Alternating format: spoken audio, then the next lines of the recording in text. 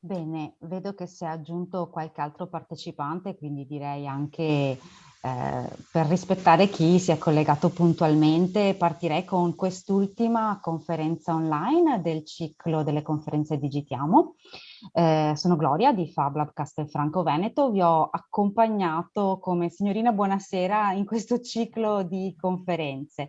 Stasera per me è la più facile perché come relatore ho il collega Mirko Piccin, che alcuni di voi hanno già conosciuto durante i laboratori svolti a scuola.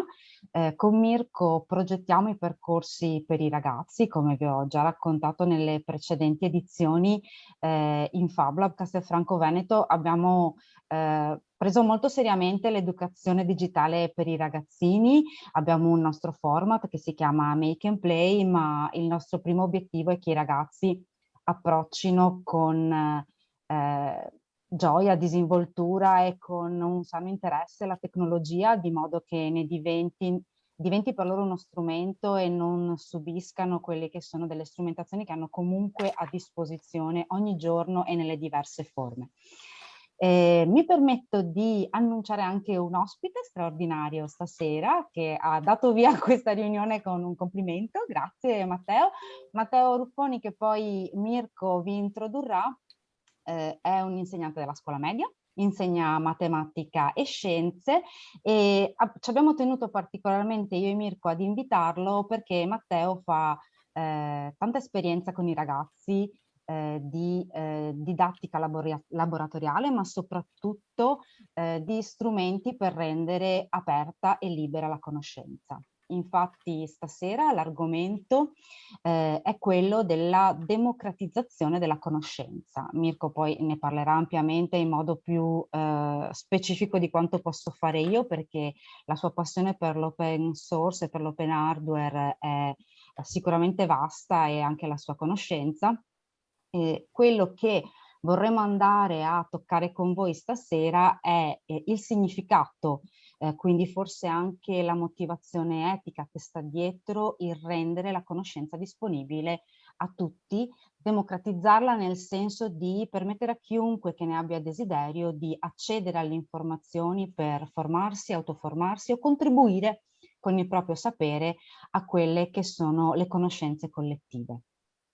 Io non mi dilungo oltre, se non dando via alla conferenza di Mirko. Il ruolo che ha in FabLab vi è già noto, responsabile del laboratorio oltre che delle attività educative per i ragazzi. E buon ascolto. Bene, buonasera a tutti e grazie della presenza, grazie dell'introduzione Gloria e grazie anche a tutti gli ospiti che sono iscritti, ma anche a Matteo appunto che ha accettato di partecipare. Adesso condivido lo schermo così ho una presentazione ovviamente che mi farà da guida e che poi sarà quella che riceverete come avete sentito prima forse a breve. Allora, un secondo che faccio la condivisione. C'è da abilitare la condivisione dello schermo, Gloria? Sì, sì, hai ragione, non ci ho pensato. Avevi Ecco. paura che qualcuno condividesse? Sì, mi voglio sempre tenere tutti i poteri, assolutamente. Ecco Okay. qua. Perfetto, allora eccola qui. Bene. Confermatemi che vedete, ma sì, credo proprio di sì. Metto modalità visualizzazione qui, niente, non si può, vedo sempre filtrato comunque poche persone partecipanti, purtroppo, peccato. Allora, sì, il tema di questa sera è appunto la formazione democratica, modi e strumenti per rendere la conoscenza accessibile a tutti. Allora, per parlare di questo tema ho deciso di utilizzare delle argomentazioni un po' particolari, ovvero di partire con questa immagine. In questa immagine vediamo due pezzi di plastica, di fatto. Quello sulla destra è palesemente un pezzo rovinato, vecchio, insomma, che andrà sostituito con il pezzo di sinistra che è un ricambio, in quanto è palesemente nuovo. La cosa interessante da notare in questa foto, cioè che non si nota in questa foto, ma ve la dico io, è che in realtà quello non è un pezzo di ricambio. Cioè il pezzo di ricambio specifico non esisteva più e quindi quello che vediamo nella foto è un file digitale scaricato da questa piattaforma, che è una piattaforma ovviamente online che si chiama Thingiverse, che dopo vedremo già conoscono anche i ragazzi con cui abbiamo lavorato a scuola. È stato scaricato appunto da questo sito e dopodiché con l'utilizzo di una stampante 3D come questa è stato realizzato. C'è anche da dire che anche questa stampante non è stata comprata come pezzo di ricambio, diciamo, o come pezzo, insomma, come oggetto, ma è stato scaricato è stata scaricata da internet. Cosa vuol dire? C'è un sito che si chiama ReparUp, che è un sito, un repository, diciamo, un contenitore mondiale che è accessibile in tutto il mondo. Infatti vedete sopra le varie lingue in cui è possibile navigare questo sito, che raccoglie tutto quello che serve per costruire delle stampanti, ovvero raccoglie le istruzioni per assemblarle, raccoglie i modelli 3D delle varie parti in plastica, raccoglie tutto anche le misure, le quote che sono necessarie, diciamo, sui vari pezzi recuperati, nonché anche tutte le informazioni per programmarla e utilizzarla al meglio. È appunto la stampante open source. Quando si parla di questi oggetti, diciamo, si può cadere un po', in senso positivo, in questa categoria dei prosumer, che è una parola che è nata proprio in relazione a queste figure dei maker, diciamo così, che sono figure nate negli ultimi 10 anni sostanzialmente, ovvero è una parola che deriva dalla fusione di produttore e consumatore, cioè sono praticamente delle figure che non si accontentano di quello che esiste già in commercio, inteso come oggetto, ma anche come contenuto, quindi anche come informazione, e vogliono, e lo fanno, diciamo, contribuire attivamente modificando quello che trovano o creandolo anche da zero, e quindi per rispondere ad esigenze prettamente personali. Questo è un concetto che rientra a pieno titolo in quello che è la definizione di open source. Probabilmente parlando di open source a tutti si è accesa qualche lampadina, nel senso che non è un termine sconosciuto, è un termine ormai noto.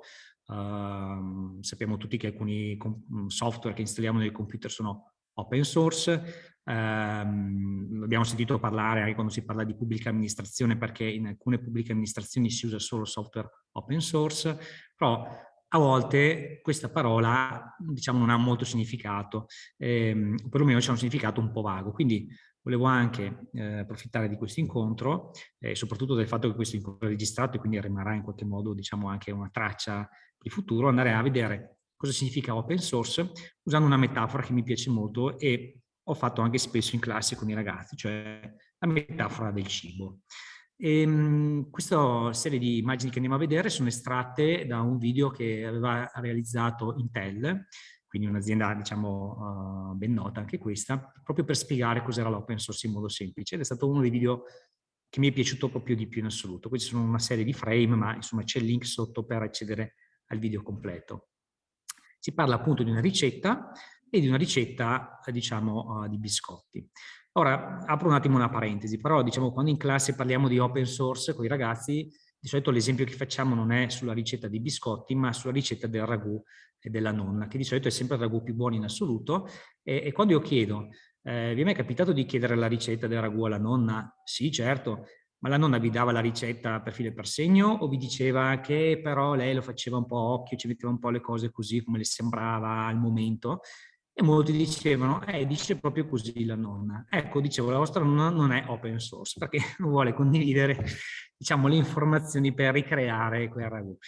E a parte questa cosa del ragù, diciamo, andiamo a vedere questo esempio del biscotto che è un po' più spiegato un po' meglio. Allora, diciamo che in questo racconto abbiamo questa zia, chiamiamola zia perché proprio una zietta, è famosa presso tutta la famiglia, quindi tutti il parentato, perché fa dei biscotti spettacolari.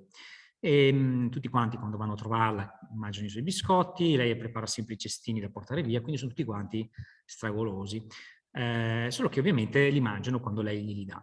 Una volta decide di fare un esperimento questa zia, cioè di dare a tutti la ricetta, così da evitare di dover cucinare sempre lei, no? E quindi trascrive la ricetta esattamente come la fa lei e la distribuisce, la spedisce a tutti i suoi parenti. Cosa succederà? Qual sarà l'esito di questo esperimento? Beh, diciamo che un parente di questa zia vabbè, in famiglia sono stragolosi di cioccolato, oddio, chi non lo è, comunque sono tutti golosi di cioccolato e per loro la prima cosa da fare, proprio come cosa naturalissima, è quella di prendere la ricetta, rifarla, però aggiungerci subito dei pezzi di cioccolato, perché per loro, cioè il biscotto proprio si corona col cioccolato. E infatti, facendo così, tutti quanti apprezzano molto di più il biscotto. Quindi per loro quella ricetta che è stata data da questa zia diventa in automatico già diversa, cioè per loro già la ricetta si arricchisce di questo componente in più, della cioccolata. C'è da dire che questa zia, quando sa di questa variante, dice, beh, fatemi provare questa variante. Prende il cioccolato, mette nella ricetta e dice, porca miseria, avete proprio ragione, questa variazione, questa addizione alla ricetta la migliora. E quindi questa zia, diciamo, facendo fatica zero, cioè senza fare fatica, ha migliorato la sua ricetta proprio grazie al contributo di qualcun altro. Questo si chiama proprio, è proprio una cosa tipica dell'open source, che quando noi rilasciamo una ricetta, cioè il codice sorgente, possiamo avere parenti o amici, inteso persone, diciamo, che possono contribuire, diciamo, con delle addizioni o delle migliorie alla nostra ricetta originaria. Siamo sempre noi comunque come maintainer, cioè come, diciamo, gestori della ricetta, ad accettare o meno queste varianti. Per esempio, in questo caso, il caramello, il cioccolato, eccetera, sono tutte cose che a me piacciono e mi vanno bene e quindi aggiorno la mia ricetta inserendo tutte queste addizioni. Però può anche accadere qualcos'altro. Potrebbe essere che, in questo caso, tornando alla storia della ricetta, un parente decide di modificare questa ricetta inserendo il burro d'arachidi, perché in casa sono appassionati e proprio amanti del burro d'arachidi. E quindi per loro questa ricetta viene di fatto aggiornata, così subito dopo che è arrivata, viene aggiornata con l'aggiunta di questo burro di arachidi. Però diciamo che la zia il burro d'arachidi lo odia, quindi per lei questa variante non è una variante, cioè non è una cosa che le piace, per cui per lei diciamo non apporta nessuna modifica alla sua ricetta originaria. Ecco che in questo caso quello che succede è che avviene un fork, questo è proprio un termine anche tecnico, in cui sostanzialmente la ricetta originaria continua per la sua strada, dove riceverà varie addizioni o variazioni accettate dalla zia, dal maintainer. In altri casi, come questo specifico, prenderà un'altra strada, quindi questa nuova ricetta del biscotto col burro di noccioline diventerà un'altra ricetta che prenderà un'altra strada e magari verrà condivisa e verrà magari aggiornata con qualche altra addizione e via dicendo. Quindi di fatto, anche in questo caso, l'esito è che da una ricetta, okay, senza nessuno sforzo da parte diciamo, del maintainer originale, si sono create tutta una serie di varianti, le quali andranno a rispondere precisamente a esigenze e a gusti specifici. Okay? Quindi diciamo si replica, okay? Con delle variazioni, ma si replica. Questo sostanzialmente è quello che avviene diciamo, nel mondo dell'open source.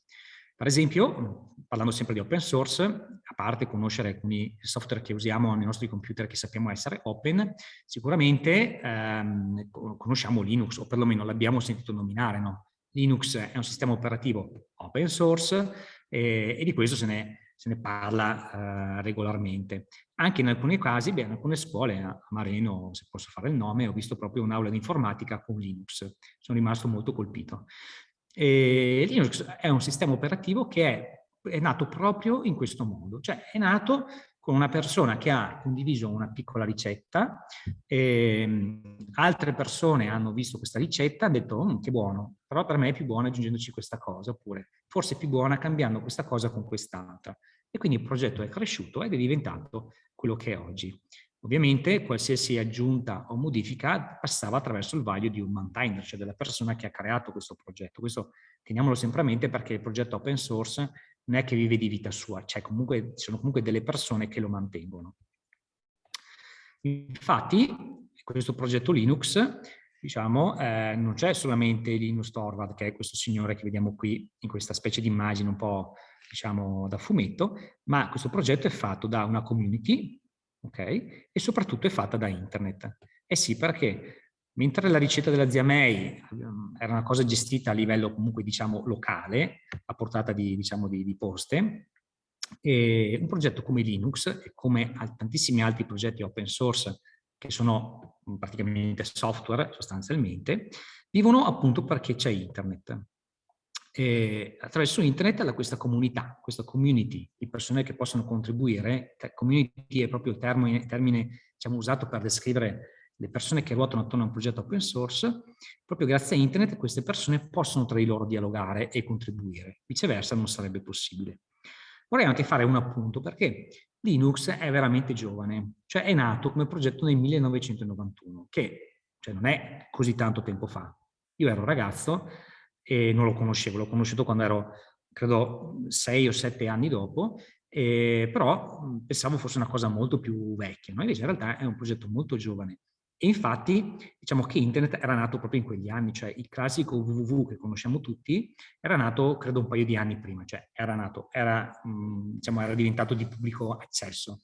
Viceversa, diciamo, internet esisteva già prima, nel senso che anche l'open source, nel senso che negli anni 50 e 60, queste sono curiosità, a me piace sempre raccontare anche ai ragazzi quando se ne presenta l'occasione, negli anni 50 e 60, quando c'erano i primi calcolatori che erano molto grandi, perché erano grandi come delle stanze, e questi calcolatori li avevano qualche ente governativo, diciamo, e sicuramente in ambiente accademico ce n'era qualcuno. Il problema qual era? Che questi si accompagnavano naturalmente anche con del software, diciamo, non c'erano in qualche modo programmati, ma il fatto era che queste macchine non erano fatte proprio con lo stampino, quindi non erano tutte uguali, non c'era ancora proprio uno standard. Per cui da una macchina all'altra i programmi, il software doveva essere modificato un po'. E quindi era usuale che i programmi venissero distribuiti insieme al codice sorgente, proprio per permettere a chi lo riceveva di modificarlo per poterlo eseguire meglio. E questa cosa, quando nacque praticamente ARPANET, che era nato per scopi militari, ma veniva usato comunque dai centri di ricerca, questa cosa incentivò tantissimo questa possibilità di scambiarsi informazioni e codice sorgente tra vari enti, tant'è che diciamo è quello che è stato ereditato, è appunto questo concetto proprio di lavoro collaborativo, grazie proprio a uno strumento di comunicare molto molto distante tra di loro. Quando il discorso del sapere, diciamo, quindi spostandoci da quello che è un software proprio in sé al sapere, e sicuramente come esempio diciamo più alla portata di tutti e che conosciamo tutti come open source è proprio Wikipedia. E Wikipedia di fatto è un progetto in cui è democratico perché chiunque può fruire di queste informazioni. Io mi ricordo quando andavo alle medie, mio padre aveva comprato questa enciclopedia che riempiva credo 2 scaffali in una libreria. Gli scaffali erano pure piegati perché erano, insomma, era piena questi scaffali, erano molto pesanti questi volumi, erano anche tanti, e mi ricordo che regolarmente ci arrivava la domanda se dovevamo acquistare questa appendice, perché non so se ogni anno o più forse c'era questa appendice che era di fatto altre voci enciclopediche che andavano aggiunte o piuttosto anche delle variazioni o delle correzioni. Sì, perché l'enciclopedia di fatto era uno strumento che oltre a essere accessibile a pochi, perché se non ce l'aveva la poteva guardare, poi certo in biblioteca la trovava, era però prodotta da un editore, quindi c'erano sicuramente diciamo delle revisioni, però il numero di revisioni possibili era comunque limitato. Wikipedia è uno strumento invece che è online, quindi significa che, a parte il fatto che chiunque può fruirne, diciamo, gratuitamente, perché è possibile fare delle donazioni, però io credo che tutti quanti le usiamo principalmente gratuitamente. E funziona anche in questo modo, cioè se io voglio postare un contenuto, lo posso certo postare, però prima che questo contenuto diventi effettivamente pubblico e fruibile, passa una serie di revisioni e soprattutto è sempre revisionabile, quindi anche io come utente fruitore di Wikipedia, se trovo una pagina in cui c'è qualche riferimento che non trovo corretto o vorrei proporre qualche approfondimento, lo posso fare, cioè posso contribuire anche io attivamente in queste voci enciclopediche. Questo non è un esempio proprio molto forte, anche se ce ne sono degli altri sulla falsariga, poi probabilmente ne verranno fuori anche parlando. E passiamo anche poi da quella che è uno strumento che conosciamo appunto tutti, che è Wikipedia, in cui ci sono dei contenuti, parliamo anche degli oggetti, cioè parliamo anche di oggetti, nel senso che questo sito, che abbiamo anche visto prima di sfuggita quando guardavamo il pezzo che il signore si era stampato, questo sito raccoglie invece oggetti. Cosa vuol dire? Che se io modello qualcosa con il computer in digitale, quindi è un file di fatto, come se fosse un documento Word, solo che è un file che racchiude informazioni tridimensionali. Io questo file lo posso caricare online. Okay? Ci sono varie piattaforme che permettono di caricare dei file, questa è una delle più famose, e sostanzialmente nel momento in cui carico questo file online rientra a tutti gli effetti in una piattaforma come questa diciamo, nel paradigma di quello che abbiamo visto prima diciamo, di accesso e fruibilità democratica, ovvero io questo file lo posso scaricare, okay, lo posso modificare, lo posso ridistribuire e via dicendo. C'è messo qui un'immagine rappresentativa, ma dopo andiamo a vedere anche una cosa un po' più pratica, un po' più concreta, proprio specifica. Questo è un fidget, o fidget, non so come si dice, scusate, spinner, che è praticamente un oggetto che, se ricordate, qualche anno fa andava molto di moda, no?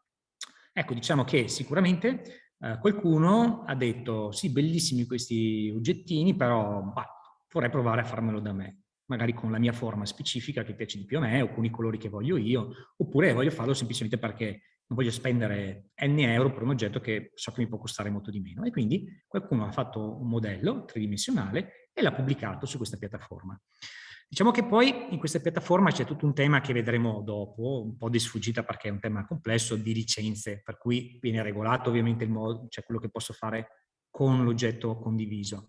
Però di fatto in questo caso non c'erano particolari vincoli, e sotto qui evidenziate vediamo soprattutto le cose più interessanti, ovvero che è stato fatto 367 volte, cioè cosa vuol dire? Che 367 persone almeno, perché poi tanti altri lo fanno ma semplicemente non lo dicono, l'ha scaricato, l'ha stampato e poi ha detto al ragazzo che ha pubblicato questo progetto: guarda, ho scaricato e realizzato il tuo progetto. Quindi è come dare un'attribuzione, proprio dire grazie, ok? Mentre ci sono anche 100 remix, vuol dire che 100 di queste 100 persone l'hanno scaricato, hanno modificato qualcosa, come hanno modificato la ricetta dei biscotti, magari l'ha fatto più grande, magari più piccolo, magari più grosso, magari con una pallina in più o una in meno, adesso non lo sappiamo, e hanno ricondiviso il progetto. Quindi, esattamente come era accaduto prima nelle ricette, hanno preso, l'hanno modificato e l'hanno rimesso, diciamo, in rete, no? È un po' nell'open source, diciamo, ci sono molto spesso dei vincoli di forma, nel senso che la licenza open source ti chiede proprio, una volta che tu fruisci di certi contenuti, che anche tu in qualche modo ritorni alla rete, diciamo, qualcosa.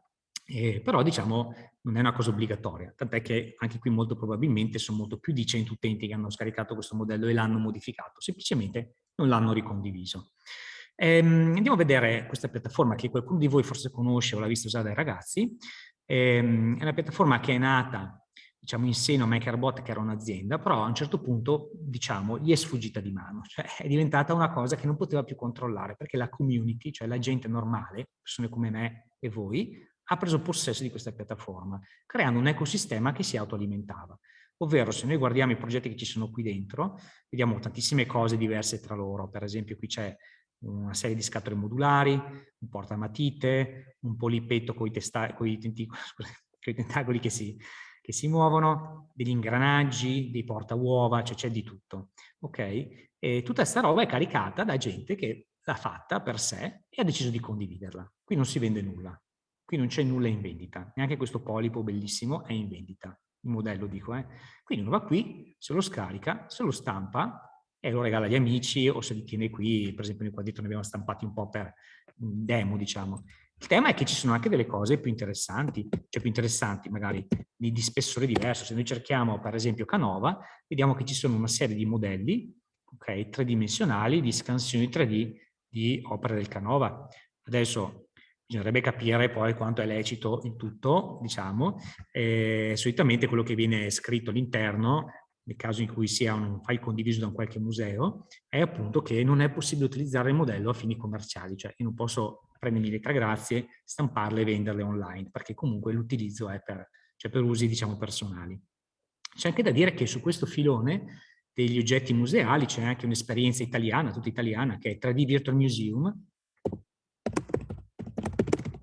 Scusate, non l'avevo messo nelle slide, 3D Virtual Museum, che è un progetto che vede proprio anche attivamente partecipare persone nel territorio in scansioni tridimensionali di oggetti museali. Qua vedete Qui sono tutti quanti in questa mappa i musei che sono stati in qualche modo mappati. In alcuni casi c'è solamente una scansione 3D disponibile online, e quindi io posso vedere quello che c'è in un museo magari a Catania senza dover andare a Catania. In alcuni altri casi ci sono anche dei modelli che si possono scaricare e stampare 3D.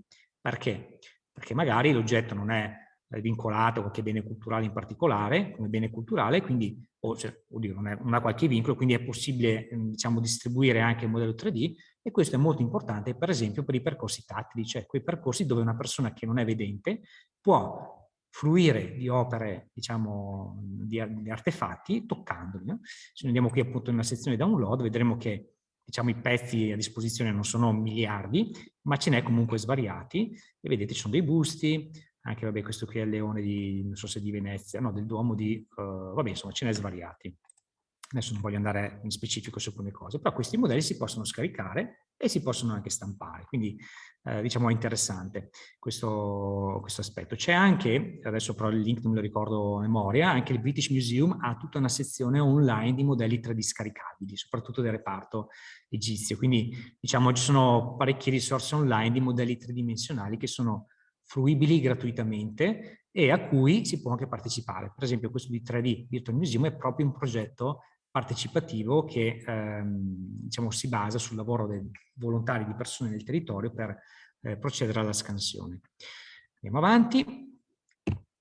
Un'altra piattaforma ancora molto, ma molto interessante perché appunto ha questo approccio democratico, è Instructables. In questo caso Instructables non ha diciamo, contenuti culturali, non ha oggetti tridimensionali, ma sono progetti. Qui troviamo proprio istruzioni per realizzare quasi qualsiasi cosa. Sembra un po' il motto dei Fab Lab, ma ci andiamo vicini.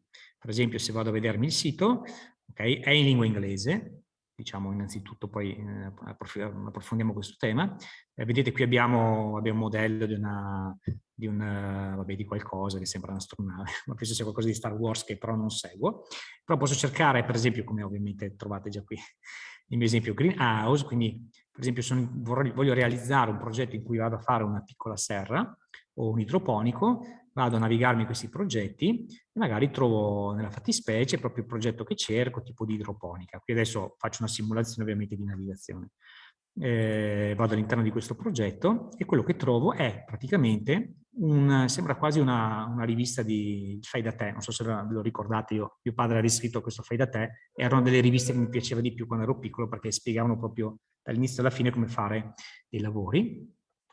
E qui troviamo proprio un esempio di una serra idroponica, certo non è una serra commerciale ma una serra fai da te, ma troviamo qui sotto proprio la spiegazione step by step di come realizzarla. Ok, vedete abbiamo tutta la serie di materiali che sono stati utilizzati, ci sono dei link che spiegano dove recuperarli o che cosa sono, quindi è spiegato come fare e realizzare le varie parti di questo progetto e via dicendo, mano a mano. Se noi andiamo giù e scrolliamo, qua potremmo scrollare molto, vedete qua adesso vado un po' più veloce, vedete che alla fine in una serie di passaggi, 15-20 passaggi, anche di più 22-30 passaggi, viene spiegato come realizzare questo progetto. Questo è interessantissimo perché ci abilita di fatto a realizzare quasi qualsiasi cosa, come se non ci spiegasse esattamente come farlo. E questo, di nuovo, è contenuto pubblicato da utenti privati. Anche noi abbiamo pubblicato dei progetti qui perché ci piaceva l'idea di condividerli e li abbiamo pubblicati. Cosa succede quando si pubblica un progetto qui? Anche qui ci può essere, diciamo, il concetto di l'ho fatto e quindi vedere come un'altra persona l'ha realizzato o l'ha variato, però certamente ci sono anche tutta una serie di interventi da parte degli utenti che possono semplicemente dire complimenti, bellissimo progetto, oppure ancora, ma perché in questo progetto hai fatto questa scelta invece di un'altra? Oppure, perché non fai così in questo progetto che va meglio? E quindi questa cosa serve ad alimentare questa community proprio il progetto stesso, esattamente in ottica open source. Vi faccio vedere per esempio questo progettino che ho linkato qui, perché è un progettino che mi tocca da vicino, nel senso che io e mio figlio siamo andati a una mini maker fair a Torino. Questi mini maker fair sono queste specie di raduni di smanettoni, non diciamo di nerd, perché il nerd è solito una figura un po' vista un po' come una sociale, invece i maker sono molto sociali, anzi si divertono un sacco a stare in compagnia. E c'era questo ragazzo Sebastian che Era l'ennesimo anno che lo vedevo, che esponeva in questa Mini Maker Faire, ogni volta con progetti diversi, tutti molto belli. Per esempio aveva appunto portato questo progettino che era una specie di robottino quadrupede. Adesso vi faccio vedere un pezzettino del video giusto per farvi capire che cosa è. Tolgo l'audio, andiamo un po' più avanti, ecco, avanti vai. Vedete, praticamente è un robottino stampato in 3D che può muoversi. Okay? È radiocontrollato, una specie di telecomando, oppure può andare anche in modalità di guida autonoma. E, insomma, è veramente bello. Allora mio figlio, che era con me, era per 10 anni credo allora, mi disse, oh che bello, questo qui mi piacerebbe farlo. E Sebastian ci disse, guardate che questo qua è open source, è tutto pubblicato, lo trovate su Instructable, se volete potete farlo. Allora, tornati da Torino, ci siamo messi subito a cercare, anzi in realtà aveva già il link segnato su un foglio di carta che gli aveva dato il tipo, e ci siamo messi a fare questo robottino. Devo dire anche che è stato bravissimo questo Sebastian, perché in questo tutorial, perché alla fine è un tutorial, anche se è scritto in inglese, mio figlio inglese certo magari lo capisce, ma insomma non è che potesse leggersi tutta questa roba, era dotato di un sacco di, cioè ci sono un sacco di video per il montaggio qui dentro, per cui di fatto ha montato completamente tutto da solo. L'unica cosa che ho fatto io è stato quello di scaricare i modelli 3D dai link che aveva dato e stamparli, perché ho le stampanti in Fab Lab. Dopodiché ha proceduto lui al montaggio. L'ho aiutato poi sulla parte elettronica certamente, però per esempio in questo progetto, vedete tutto spiegato bene come collegare, cioè è veramente iper dettagliato e questa cosa è potente. È potente perché ci permette di prendere dei progetti e dire anche ai ragazzi fate questo progetto oppure sceglietevi un progetto con questi criteri. Comunque, tornando un po' a noi, vedete in questa parte in sotto dove c'è appunto I made it, sono state pubblicate 3, diciamo, realizzazioni di questo robot. Per dire, qua c'è anche la nostra, e per dire come un progetto possa essere anche forcato, no? Noi, per esempio, noi non avevamo le batterie che diceva lui di utilizzare per alimentare tutto, anzi con le batterie era un po' difficile farle arrivare perché sarebbero dovute arrivare dalla Cina con tempi biblici. Ora noi, visto che siamo Parkside Addicted, che Parkside è la marca da smanettoni da maker, no? di oggetti utensili, visto che si trovano facilmente le batterie di ricambio, abbiamo deciso di usare una batteria di un trapano per alimentare tutto, perché avevamo trovato su Thingiverse, attenzione, la base, il supporto per poterla infilare. E quindi abbiamo detto, bene, facciamo un merge dei progetti. Abbiamo preso questo robottino, abbiamo preso il portabatterie del Parkside, abbiamo modificato in modo che potesse agganciarsi sotto, e questo robottino funziona praticamente con la batteria del trapano. Questo per farvi vedere appunto, cioè farvi fare il gradino superiore, che a parte il fruire di questi progetti, c'è anche la componente in cui noi possiamo certamente andare a metterci il nostro, a personalizzarlo in base alle nostre esigenze o ai nostri anche limiti del caso. E andiamo avanti quindi con altri strumenti o piattaforme e andiamo a vedere invece cose che già conoscete molto probabilmente di più, anche quelle di prima forse le conoscevate, a dire la verità. Però qui insomma arriviamo già a Scratch o Mblock. Allora io credo che molti di voi già conoscano Scratch, sanno anche che Scratch è open source sicuramente, è un progetto dell'MIT e giusto per dire Mblock, che è questa icona qui col pandino, che è lo strumento che diciamo abbiamo usato per fare a Conegliano, proprio nei comuni, scusate, sì, Conegliano e limitrofi, nel progetto Digitiamo, abbiamo utilizzato per progettare e programmare le schede sia Arduino che i robot e bot, è un derivato di Scratch. Praticamente Scratch, essendo open source, quando questa azienda MakeBlock ha fatto i suoi robottini, ha detto come faccio a dare alla gente che comprerà questo robottino una piattaforma per programmarli in modo semplice, per pensarli in un percorso didattico, per sviluppare pensiero computazionale, eccetera. Ha detto, beh, abbiamo già Scratch, che è un progetto nato apposta per quello all'MIT, è open source, partiamo da quello, facciamo un fork, facciamo una deviazione di percorso, inseriamo tutta una serie di parti di codice che permettono di interfacciarsi a dell'hardware come una scheda Arduino o a un robot e lo distribuiamo. E di fatto così è nato Mblock. Però a parte il fatto che Scratch è proprio open source di suo, Scratch è uno degli strumenti che supporta molto la democratizzazione del sapere e anche cioè la partecipazione attiva a vari livelli. Perché? Faccio un esempio banale. Entro in Scratch, questa è la home page di Scratch, cioè non sono entrato, sto navigando Scratch, non sono loggato, e quello che posso vedere già andando in questa home page è che ci sono una serie di progetti che possono essere, diciamo, visionati. Questi progetti non è che li ha fatti l'MIT per farvi capire come funziona Scratch. Sì, alcuni ci sono anche dell'MIT, però questi sono progetti fatti da altri utenti. E io posso entrare in ognuno di questi progetti, ci basta cliccare sopra, possiamo vedere come funziona cliccando la bandiera verde, che è un po' lo start diciamo, dei progetti Scratch, te lo fermo perché c'è anche un audio, non so se lo sentivate anche voi, molto forte. Questo progetto è molto bello, ecco che io, a parte vedere come è stato fatto, posso anche guardare dentro, e questo è l'open source, cioè io vedo proprio cosa c'è dentro, il codice che c'è dentro.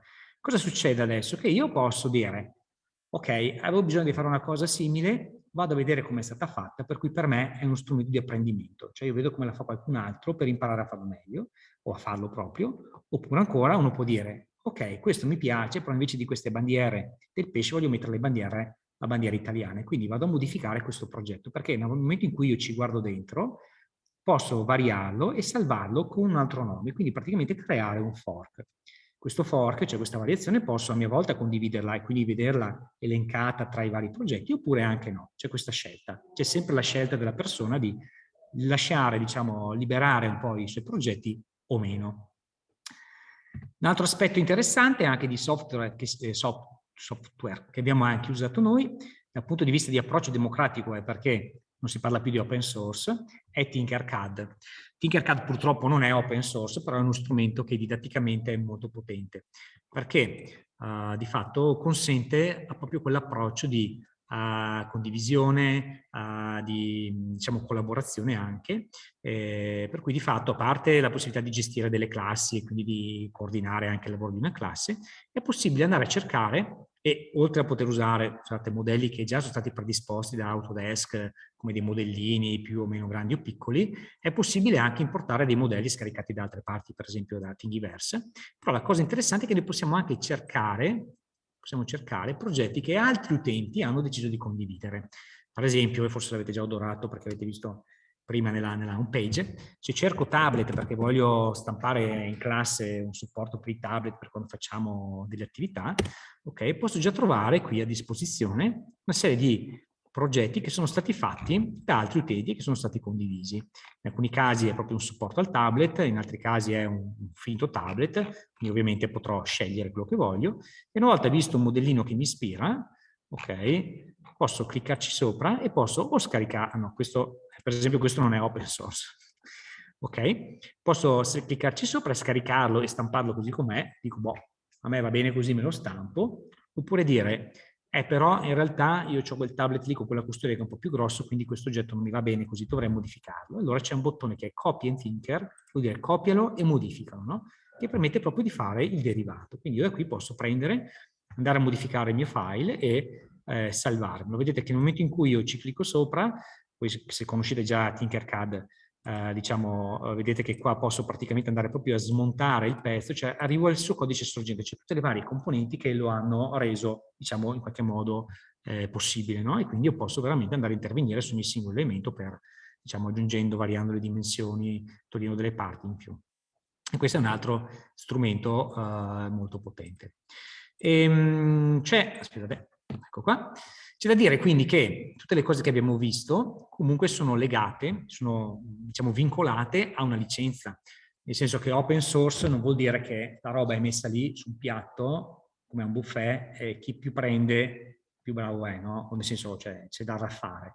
L'open source è sicuramente un'opportunità per tutti, sia dal punto di vista di fruizione, ma soprattutto di partecipazione, perché ci sono molti strumenti che poi vedremo dopo con Matteo, che permettono a noi, diciamo, di creare dei contenuti e di lavorarci o di condividerli, ma anche quelli che abbiamo visto comunque prima, però sono comunque legati, vincolati da delle licenze che di fatto servono a tutelare il maintainer, cioè chi gestisce il codice, chi ha inventato, chi ha per primo, diciamo, condiviso del materiale, e nonché anche quelle che sono un po' le cose che devono essere garantite da un software open source.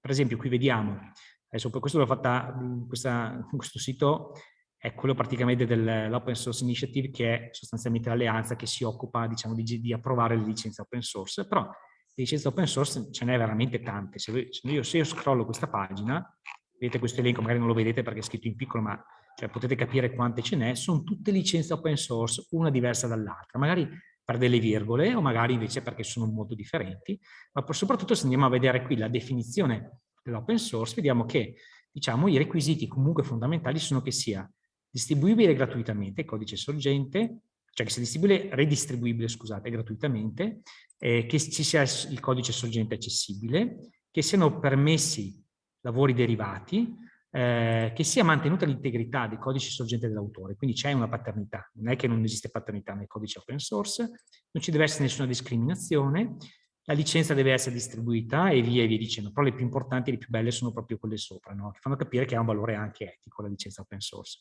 Diciamo che questo vale molto sull'open source quando si parla di software, quindi di programmi installati, quando si parla di sapere, per esempio Wikipedia, oppure anche Instructables che abbiamo visto prima o Thingiverse, ecco che la licenza che di solito va è quella Creative Commons, che è molto più semplice, serve proprio a gestire dei contenuti, diciamo, di cultura e che ha, diciamo, queste, appena si apre questo link, ecco qua, ha queste caratteristiche, questi tre, ha solamente tre elementi, diciamo, che possono variare, che possono esserci o non esserci. Il primo è il by, che richiede che, diciamo, quello che è stato scaricato o copiato debba avere un riferimento all'autore. Okay? Questo potrebbe anche non esserci come clausola. Poi la seconda clausola potrebbe essere SA, cioè share alike, vuol dire, ok, è scaricato e ti piace, se fai qualcosa devi condividere allo stesso modo, cioè sempre open source e sempre ricondivisibile, eccetera. La terza può essere il non commercial, cioè vuol dire, ok, ti è piaciuta questa cosa qui, è scaricata, non puoi fare del business su questo oggetto, cioè non puoi né venderlo né usarlo in pubblicazioni, eccetera. Oppure ancora, e queste cose possono essere di fatto combinate, no? In alcuni casi ci può essere anche una licenza non derivativa. Per esempio, nel primo modello che abbiamo visto prima su Tinkercad non c'era il bottone copy and tinker, non so se avete notato, vi è sfuggito, però non c'era quel bottone abilitato perché quell'oggetto era stato licenziato in modalità non derivativa, quindi vuol dire che poi va bene così oppure ve lo fate da zero. Ok, queste sono tutte quante e poi le varie declinazioni, cioè mescolando diciamo queste voci. Chiaramente in ogni volta che io pubblico un contenuto devo anche assegnargli una licenza se voglio tutelare me stesso e quelli che verranno dopo, no? E quindi diciamo devo un po' conoscere diciamo questo panorama, soprattutto nelle Creative Commons, che è per i contenuti, diciamo, di cultura o oggetti tridimensionali. E dopo questa grande introduzione e anche un po' navigazione su strumenti che alcuni sicuramente conoscete e altri no, io passerei proprio la palla adesso a Matteo proprio per i casi studio, cose che ha fatto lui, esperienze sue, diciamo, dirette nella didattica collaborativa e democratica. E dopo ci sono delle domande, ovviamente abbiamo spazio dopo per farle. Quindi passerei la palla a Matteo. Tolgo la Eccomi. condivisione, scusate. Allora, no, aspetta, hai già tolto? No. Qua. Hai tolto la condivisione, Mirko? L'ho tolto. Ok, perché non Sì, capivo, l'hai non vedevo tolta? nulla. Ti va di dire due parole introduttive su Matteo o lasciamo che Matteo si presenti da solo? Ora, diciamo le cose che volevo dire, a dire la verità, le hai dette tu prima, Gloria, perché in realtà le avevo condivise, quindi tu hai approfittato, le hai dette tu. E... Ma posso solo dire che, aggiungo solo che Matteo lo vedo molto attivo anche, io sono iscritto a varie mailing list, diciamo, legate all'open source o alla scuola, anche se non sono direttamente, non sono un insegnante, quindi diciamo alcune cose le vivo quando facciamo dei laboratori nelle scuole, però seguo con interesse. E Matteo è una persona veramente attiva in queste liste, condividendo progetti, suggerendo alternative, cioè è una persona veramente attiva. Noi l'abbiamo conosciuto tanti anni fa, quando si lavora prettamente con Scratch, è sempre stato pieno di spunti interessanti, per cui c'è massima stima da parte nostra per Matteo e per il suo lavoro. E dopo questa sviolinata direi che puoi partire, Matteo. Beh, grazie della sviolinata. Ci siamo conosciuti in realtà quando mi era venuto il birlo insieme a Massimo Bosetti e a Pietro Pilloli di fare la lavagna multimediale con la Wii, con il controller della Wii. E io non a casa ma a scuola ho una stampante che alla fine ho acquistato da te i pezzi e tu mi hai dato la mano a montarla e tuttora la uso a scuola. L'importante è che funzioni tutto e vada tutto bene. Ci tenevo un po' a dire la faccenda della lavagna multimediale con il Wii Controller, perché adesso che siamo in uscita, non so quanti insegnanti ci sono in ascolto, ma credo che sto parlando a una platea di insegnanti più o meno, immagino, non so. E adesso che siamo in uscita da questa grande esperienza delle lavagne multimediali, abbiamo visto come nella scuola italiana siamo riusciti a spendere tantissimi soldi senza avere uno strumento che ci ha portato in realtà nella modernità, perché le lavagne multimediali si sono un po' rivelate per quello che sono, delle cose carine, ma che la didattica, l'apprendimento dei bambini non hanno cambiato. Io ad esempio sono una persona convinta che l'apprendimento lo cambia internet, la rete, e tu Mirko hai fatto una presentazione direi esemplare di come la conoscenza condivisa, soprattutto mi è piaciuto Instructables, la conoscenza condivisa porta a permettere alle persone di chiaramente sapere di più, ma un sapere oltretutto significativo, cioè non un sapere astratto, accademico, ma un sapere anche pratico che poi si può applicare nella vita comune, cosa che a me, insegnante di scuola pubblica, medie, scuola dell'obbligo, piace molto. Io litigo molto con i miei colleghi proprio perché secondo me l'impianto scolastico che abbiamo è un impianto elitario e esoterico, cioè un impianto che serve a quelli che andranno a fare il classico. Tutti gli altri in realtà non gli si insegna mai niente, invece la rete ci supera abbondantemente e mette a disposizione delle cose che poi faranno dei benzinai felici, come dico io, perché quello che alla fine deciderà di fare benzinaio ha ragione di andare a fare benzinaio se è quella la sua strada, ma la cosa importante è che dovrà uscire dalla scuola dell'obbligo con l'idea che imparare qualcosa serve. E imparare qualcosa è proprio quella roba lì, tantissima roba, perché poi c'è anche tutto il filone della discriminazione della scienza che non tiro fuori stasera, che non mi sembra il caso. Ma detto questo, perché democratizzazione della conoscenza? Perché nella condivisione della conoscenza, e io ad esempio posso condividervi lo schermo perché non ho una presentazione, ma vi condividerei siti e cose che E Mirko faccio. devi rendere Matteo organizzatore. Allora, intanto vi presento, io ho cominciato a lavorare su Wikidia più o meno 5 anni fa, nel 2016, 5-6 anni fa. Wikidia è la Wikipedia per i bambini, cioè io insegno a bambini che hanno 11 anni, in realtà io insegno solo in prima media, per una mia scelta e per una scelta dei miei colleghi che mi ritengono pericoloso se vado a fare gli esami di terza media. E quindi, perché darei a tutti ottimo, chiaramente, per evitare che... insegnando a bambini tra gli 11 e i 13 anni, il problema di andare a condividere la conoscenza su Wikipedia era abbastanza grosso, perché Wikipedia comunque richiede una certa esperienza. Forse ecco una cosa che Mirko non ha detto, che Wikipedia è basata sulle fonti, cioè uno può cambiare le pagine di Wikipedia, per l'amor del cielo, e sono visibili immediatamente, non c'è un controllo a posteriori. Cioè non c'è un controllo a priori e non c'è nemmeno un gran controllo a posteriori, però il controllo avviene nel momento in cui non vengono citate le fonti. Quindi imparare a scrivere bene e oltretutto imparare a scrivere citando le fonti non può essere fatto immediatamente ecco che adesso che vi sto condividendo la pagina di Wikipedia, non può essere fatto immediatamente con bambini di 11 anni su Wikipedia, non arriveremmo a quello che si vorrebbe fare. Quindi ho scoperto, grazie a Christian Consonni nel 2015, questo Wikidia, che è nato da una costola di Wikimedia Francia, e vedete la prima pagina ha già 35.000 voci in francese e ne abbiamo 9.000 in italiano, non è male, e praticamente permette a dei bambini di scrivere pagine simili a Wikipedia condividendo la loro conoscenza. Le pagine che possono scrivere sono da molto semplici, come la pagina Orso, eccola qua, oltretutto per i bambini piccoli, ho portato questo progetto persino alle elementari, quindi sto facendo lavorare ho fatto lavorare su Wikidia dei bambini delle elementari, quindi abbiamo creato delle cose che si chiamano modelli di voce, in maniera che loro abbiano uno schema più o meno prefissato da seguire, e questa cosa li porta a scrivere pagine ben formattate.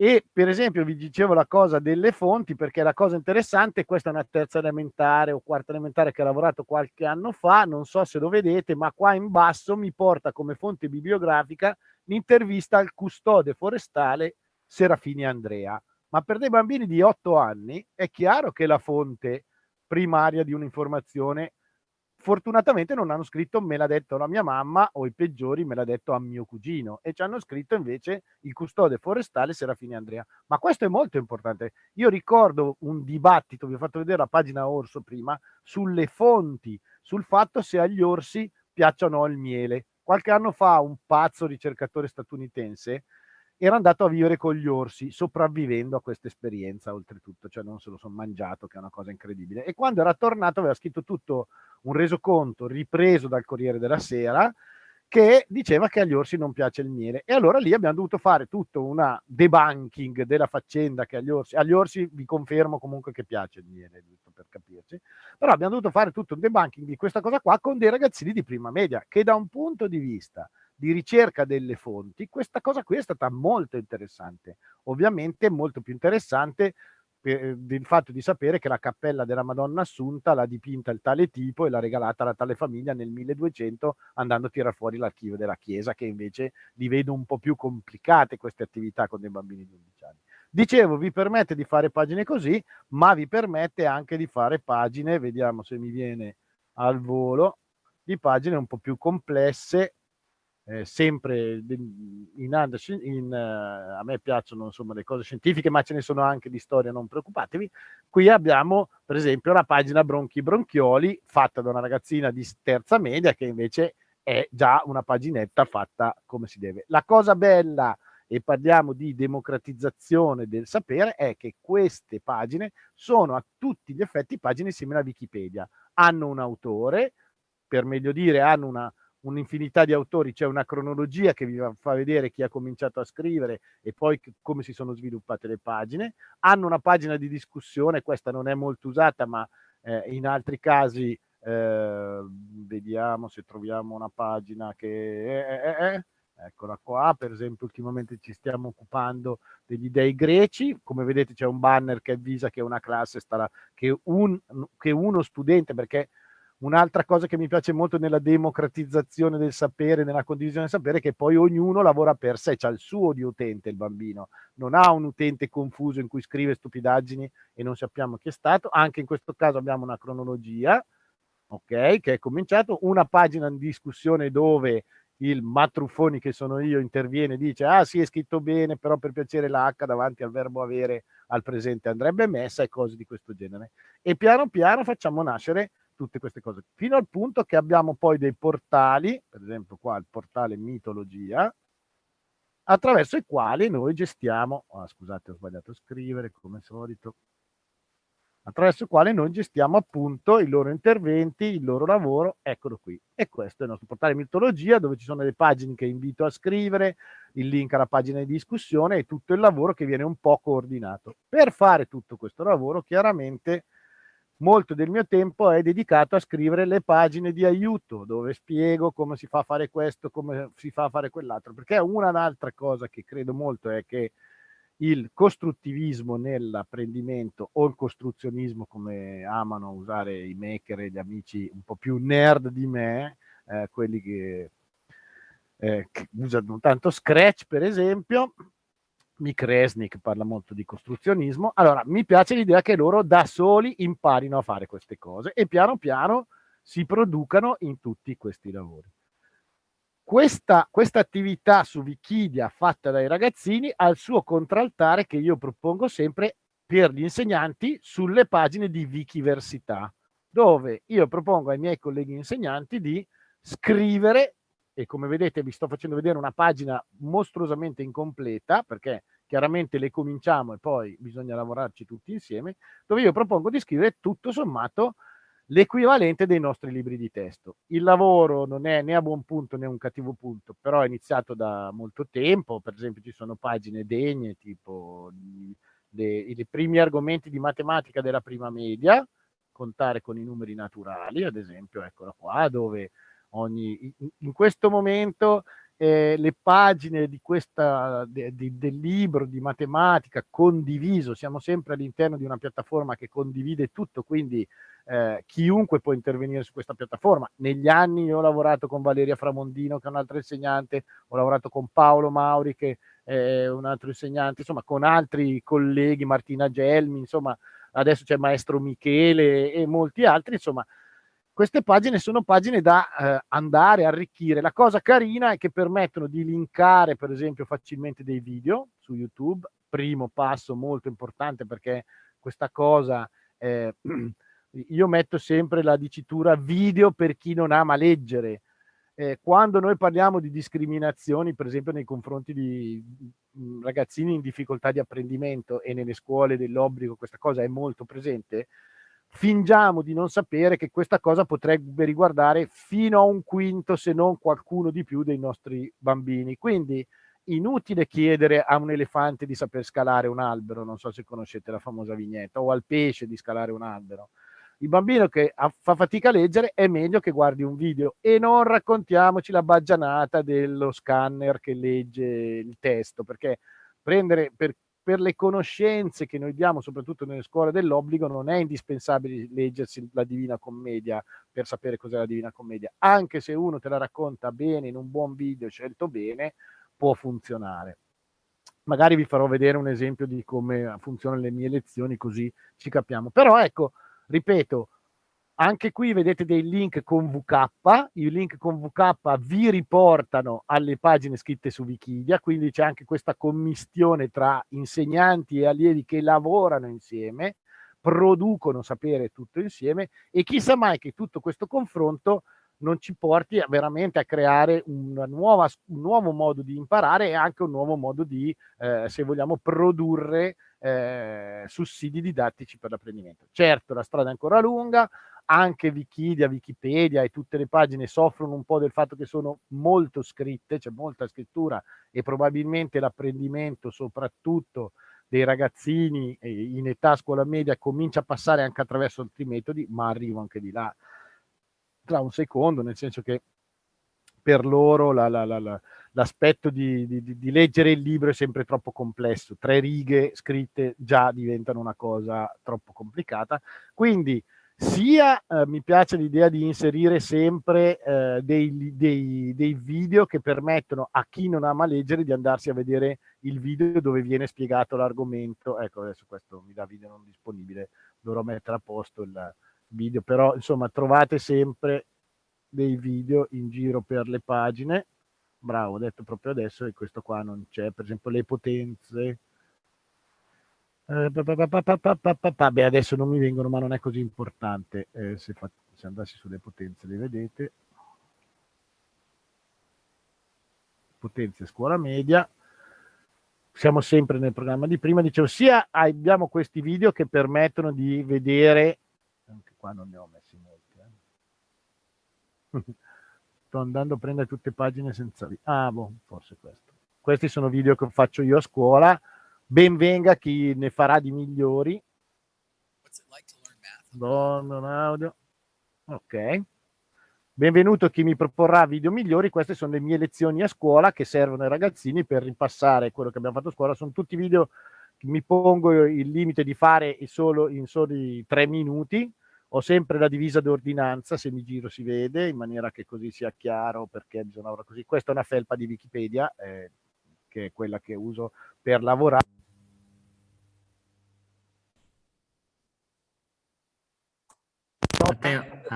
Matteo, perché sei sparito un attimo, non so se hai strappato forse il cavo. Ok, arrivo. Ci sei adesso di nuovo. Boom. Allora sì, ho fatto fare un saltino al cavo, esatto, alzandomi per mostrarvi la maglietta. Va bene, comunque vi dicevo, c'è questo aspetto, e chiaramente qua abbiamo tutto questo aspetto del creare sapere in comune. E questo è un primo passo, secondo me, nei confronti della democratizzazione del sapere. Persino il fatto che si vedano i video di me a scuola, secondo me, fa parte della democratizzazione, perché anche lì credo che il sapere passi attraverso questi grossi repository condivisi in rete, che debba passare attraverso le generazioni. Io ad esempio credo molto nella comunità educante. C'è un dibattito in questi giorni tra insegnanti, non ho capito se ministro, chi altri, per le famose chat di WhatsApp con dei genitori e degli insegnanti. Ecco, io sono uno di quelli che pensa che noi dobbiamo partecipare alle chat dei genitori. Io credo che una delle cose che dobbiamo recuperare attraverso la rete e i sistemi di messaggistica è quella comunità educante che ha educato me, perché io sono cresciuto in un paese di 15.000 abitanti e la prima volta che ho baciato la Luciana mia mamma l'ha saputo 2 minuti dopo, perché un tipo dalla finestra l'ha chiamata e dice: guarda che c'è giù il Matteo che bacia la Luciana, attenzione, cosa sta succedendo?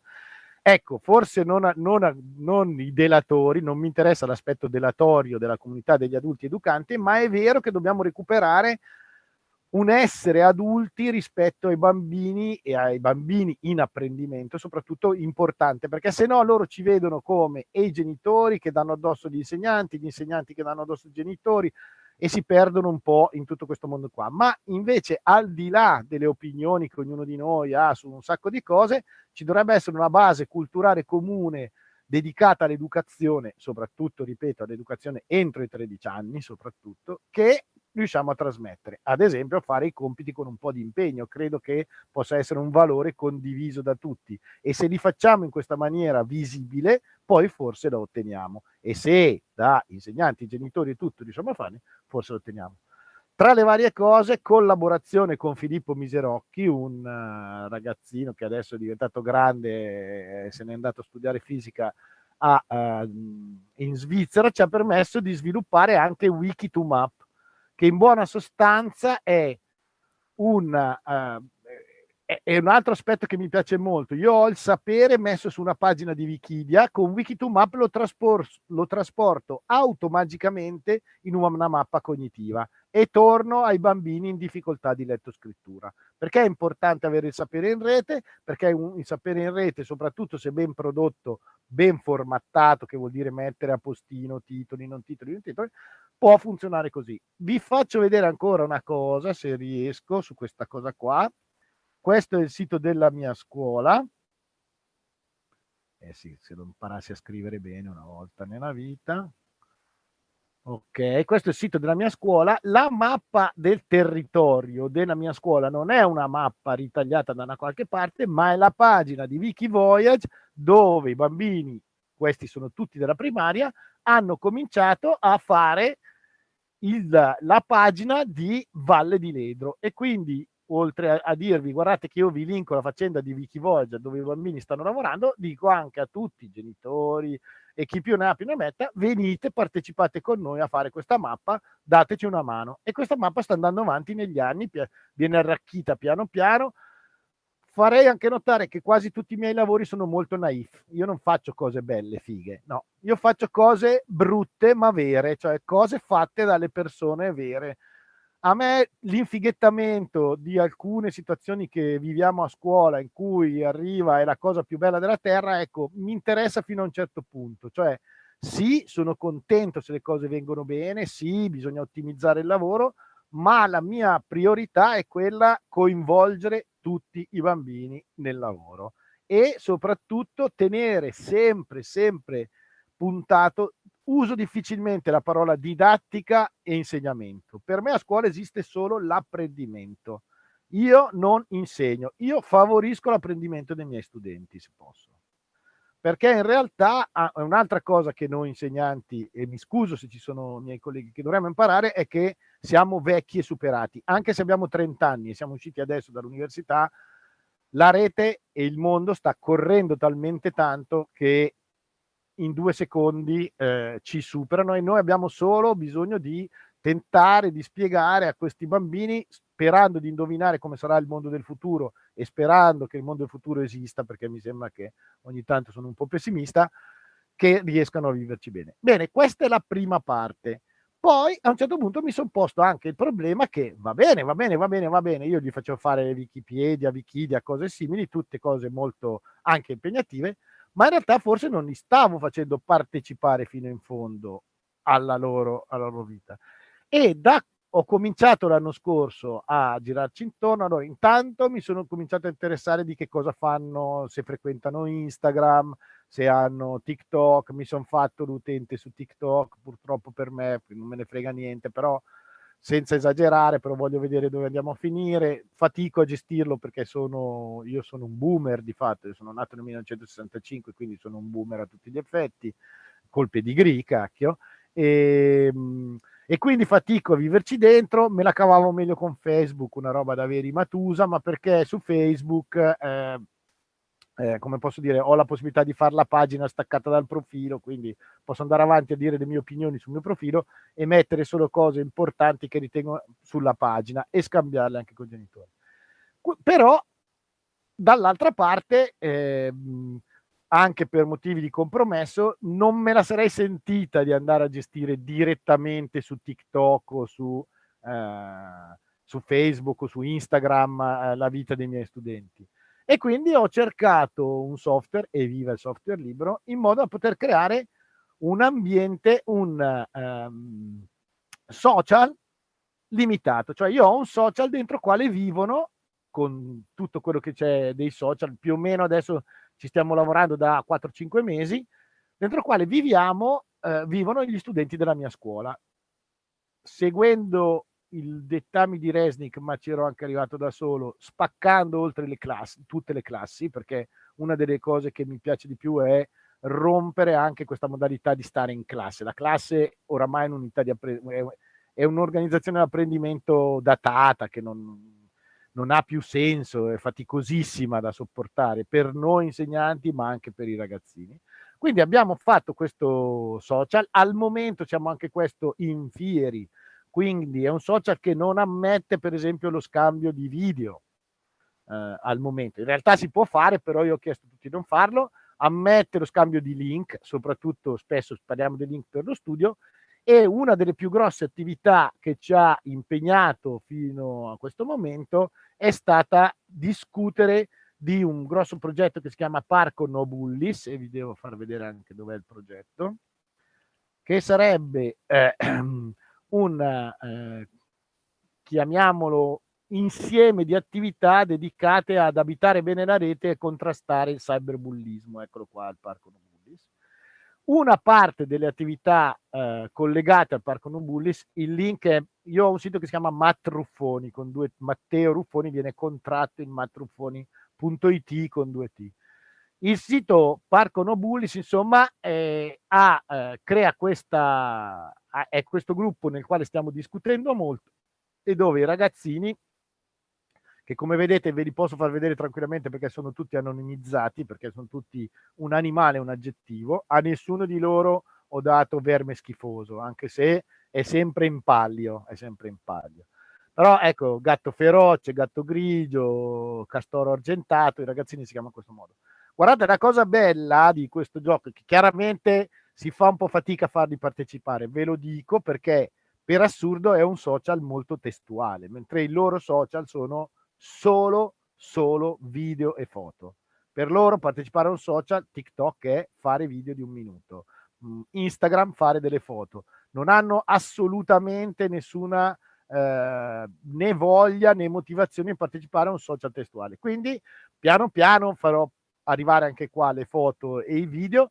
Ci sono stati aspetti positivi, qualcuno ha cominciato a postare dei link di siti interessanti, spesso per esempio è comparso qua WordWall, che io non usavo molto a scuola, adesso lo uso un po' di più per fare gli esercizi e quindi lavoriamo su queste cose qua, cominciano a apparire alcuni loro pareri, cominciamo ad utilizzarlo anche per domande, per confrontarsi in alcuni dibattiti, perché il vero fulcro di tutto il corso cyberbullismo, perché e qui siamo, ripeto, andare dentro un social secondo me vuol dire cominciare a capire cosa vuol dire partecipare. Cioè, tenete conto che noi vediamo i telegiornali in cui i paesi, le nazioni si dichiarano guerra via Twitter, e hanno le loro relazioni diplomatiche via Twitter e via Instagram oppure i pettegolezzi li guardiamo sulle foto su Instagram. Quindi loro è chiaro che c'è un mondo che funziona così e che è un mondo vero ed è un mondo serio, mentre noi della scuola continuiamo a pensare che il mondo funzioni per lettere scritte su carta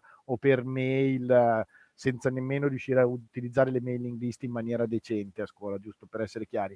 Mentre il mondo vero funziona su Twitter. Ecco, loro così cominciano a sperimentare il mondo vero. Se volete è come la piscina dentro il quale facciamo delle prove e poi usciamo. Sono già capitati i problemi, parliamoci chiaro, parolacce sono già comparse, il fatto di prendersela tutti contro uno è già comparso, e dentro questo mondo controllato siamo potuti intervenire. Ovviamente ci sono io e altri adulti che mi aiutano e non sono insegnanti, perché adoro, ripeto, cercare di ricostruire la comunità educante. Non riesco ancora a avere tanti genitori con me, ma in realtà non è un problema di comunicazione tra me e i genitori, ma un problema della mia preside che mi sega sempre le manine quando faccio queste cose qua. Quindi anche lì le voglio tanto bene, però mi auguro che trovi miglior sistemazione in un'altra scuola e venga qualcuno che non mi controlli troppo, che così posso andare avanti sulla mia strada.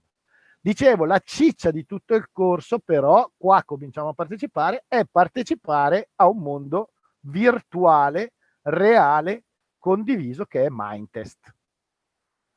E anche qui siamo adesso dovreste vedere la finestra di Mindtest, confermatelo perché io non ho nessuna conferma di questa cosa. Sì, si vede, si vede. Okay. Ve lo metto a giorno. Ok, Mindtest è il corrispondente libero di Minecraft, sostanzialmente, poi va bene, non stiamo qua a farla venire lunga. Devo assolutamente ringraziare Salazar Stevang, Claudio Pacchiego, detto Pacchio, che è un programmatore torinese che si occupa di realtà virtuali, che mi ha dato una mano infinita a sviluppare un sacco di mod, si chiamano così, cioè di plugin, di aggiustamenti che si possono mettere in questo mondo. In questo mondo cosa stanno facendo i miei bambini? Stanno costruendo un parco che si chiama Parco No Bullis, dove riportano le loro esperienze in rete. Per esempio qui abbiamo le icone delle app che loro utilizzano. YouTube, potete riconoscere YouTube, questo dovrebbe essere WhatsApp, credo, ma non è disegnato troppo bene. La cosa interessante è che dentro questo mondo, grazie, dicevo Claudio Pacchiego, abbiamo dei cubi che ci portano fuori, ci portano alle pagine di Wikidia che vengono recuperate all'interno del nostro mondo virtuale, quindi lavora, prepara la pagina di Wikidia, ci portano alle pagine di Wikipedia, in realtà leggono solo l'incipit delle pagine di Wikipedia, però sono interessanti, hanno una wiki interna dentro la quale si possono leggere delle cose interne, insomma, hanno delle pagine di descrizione interne alla stessa Mindtest e hanno delle biblioteche, delle piccole librerie in cui mettiamo dei libri. Tra poco vi porterò a vedere dei libri. Che attività hanno fatto? Allora, stanno ricostruendo questo grande parco con le icone delle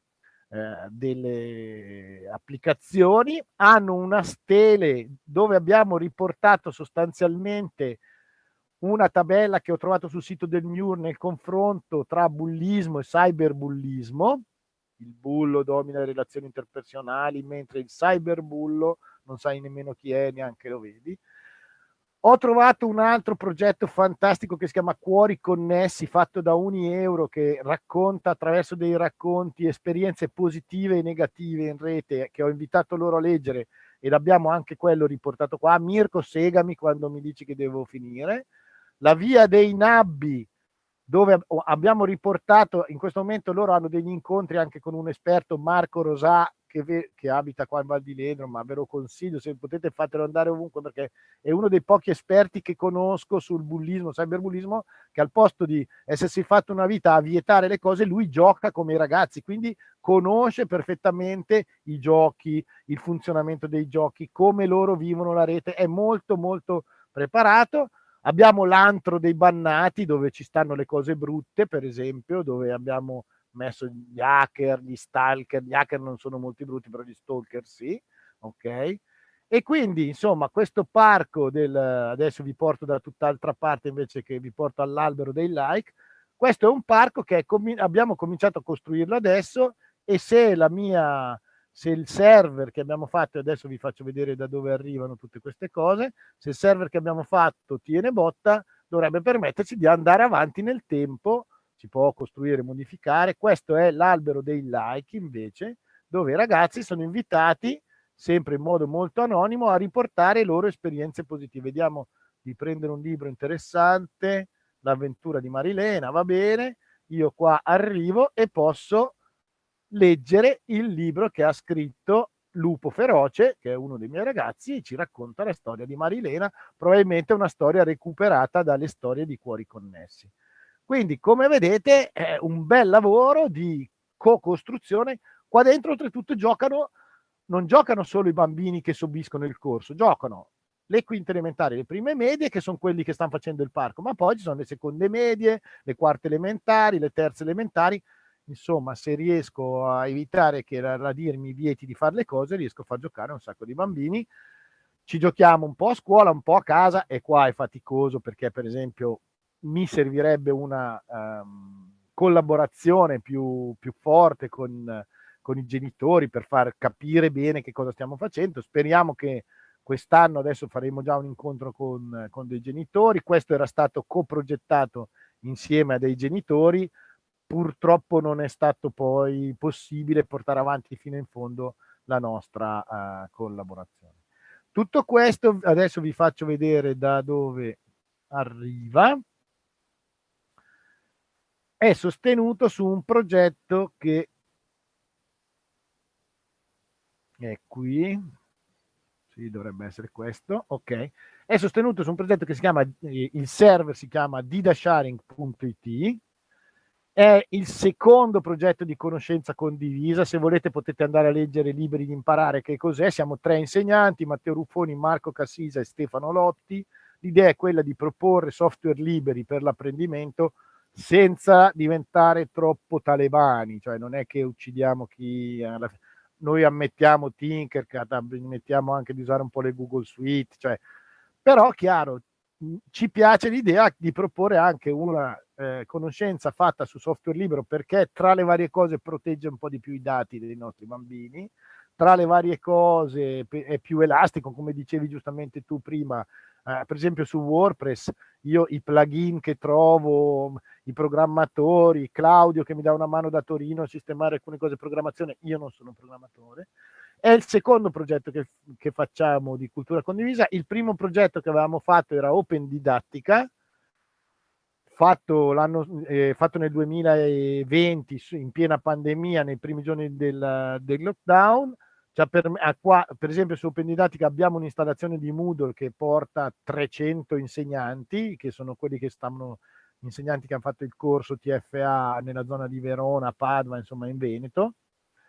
Però ecco, questi sono 2 dei progetti a cui tengo di più. Chiaramente poi ovviamente grande attività sulle wiki. Ultima cosa delle wiki che vi faccio vedere, Wikibooks, che mi sembra assolutamente, oltre Wikimedia Commons, dove cerco di pubblicare tantissime immagini che servono per la scuola. Software libero a scuola è un progetto di documentazione piuttosto grossa di tutto quello che possiamo fare e utilizzare a scuola. Per esempio vi ho fatto vedere Mindtest. Sto scrivendo una infinità di guide, e anche qua, per esempio, non so, per dirvi come si fa a scrivere un libro su Mindtest, e l'ho documentato, vi spiego per filo per segno come si deve fare. Ma oltre questo, la cosa che mi piace di più è una cosa, anche qui la commistione con i miei studenti, perché farsi capire su Mindtest. Anche qua abbiamo appena cominciato, ma loro mi stanno scrivendo il dizionario, perché sennò il prof boomer non li capirà mai quando loro shoppano o si flexano. Io non capisco neanche cosa stanno dicendo, ma se mi fanno il vocabolario, prima o poi arriveremo a capire che cosa vuol dire flexarsi, droppare.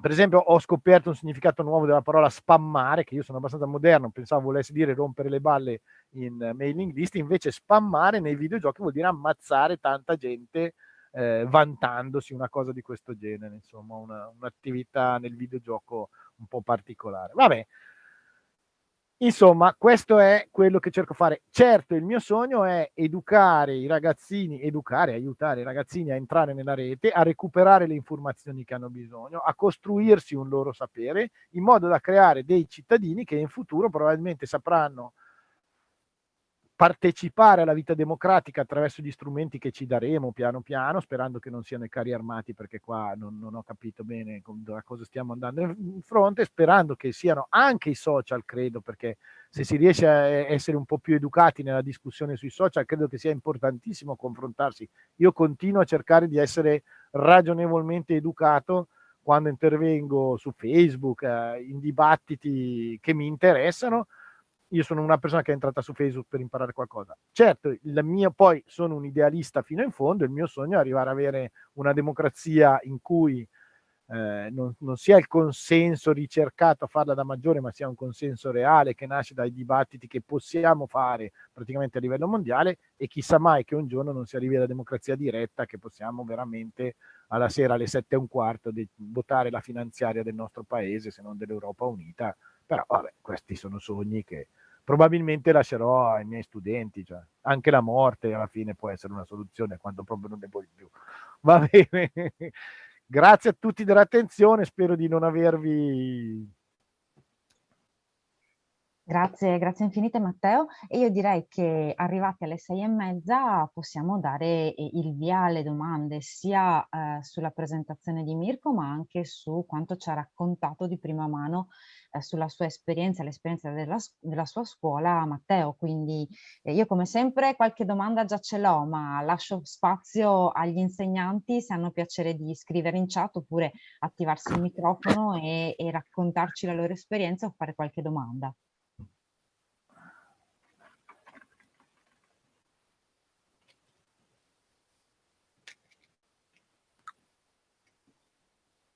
Insomma, rompo il ghiaccio io, vado io, e poi finché ci pensate o Matteo mi risponde, vi ricordo che in chat, così sbrighiamo un po' di faccende tecniche, c'è già il link per segnare la propria presenza, perché l'attività è finanziata dalla Regione del Veneto, quindi è importante andare ad indicare sul registro delle presenze la propria partecipazione.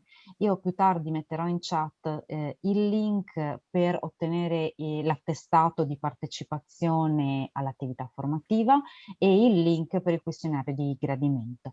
Però prima di tutto passo alla mia domanda ed è, perdonatemi, sarà molto terra-terra, ma cerco di immedesimarmi negli insegnanti che dopo questo racconto tra quello di Mirko e quello di Matteo si sentiranno assolutamente impossibilitati a fare qualsiasi cosa, nel senso che soprattutto quello che ci hai raccontato tu, Matteo, sembra presumere una conoscenza informatica quantomeno solida, cioè hai messo su un server, io non saprei da che parte prenderla, quindi la domanda non è tanto quanta roba bisogna sapere per fare quello che hai fatto tu, ma da dove si può partire per iniziare a fare quello che hai fatto tu o per iniziare a sapere quello che hai fatto tu? Nel senso che tu ci hai confessato non sono un programmatore, però sicuramente il livello di competenza che hai è medio-alto.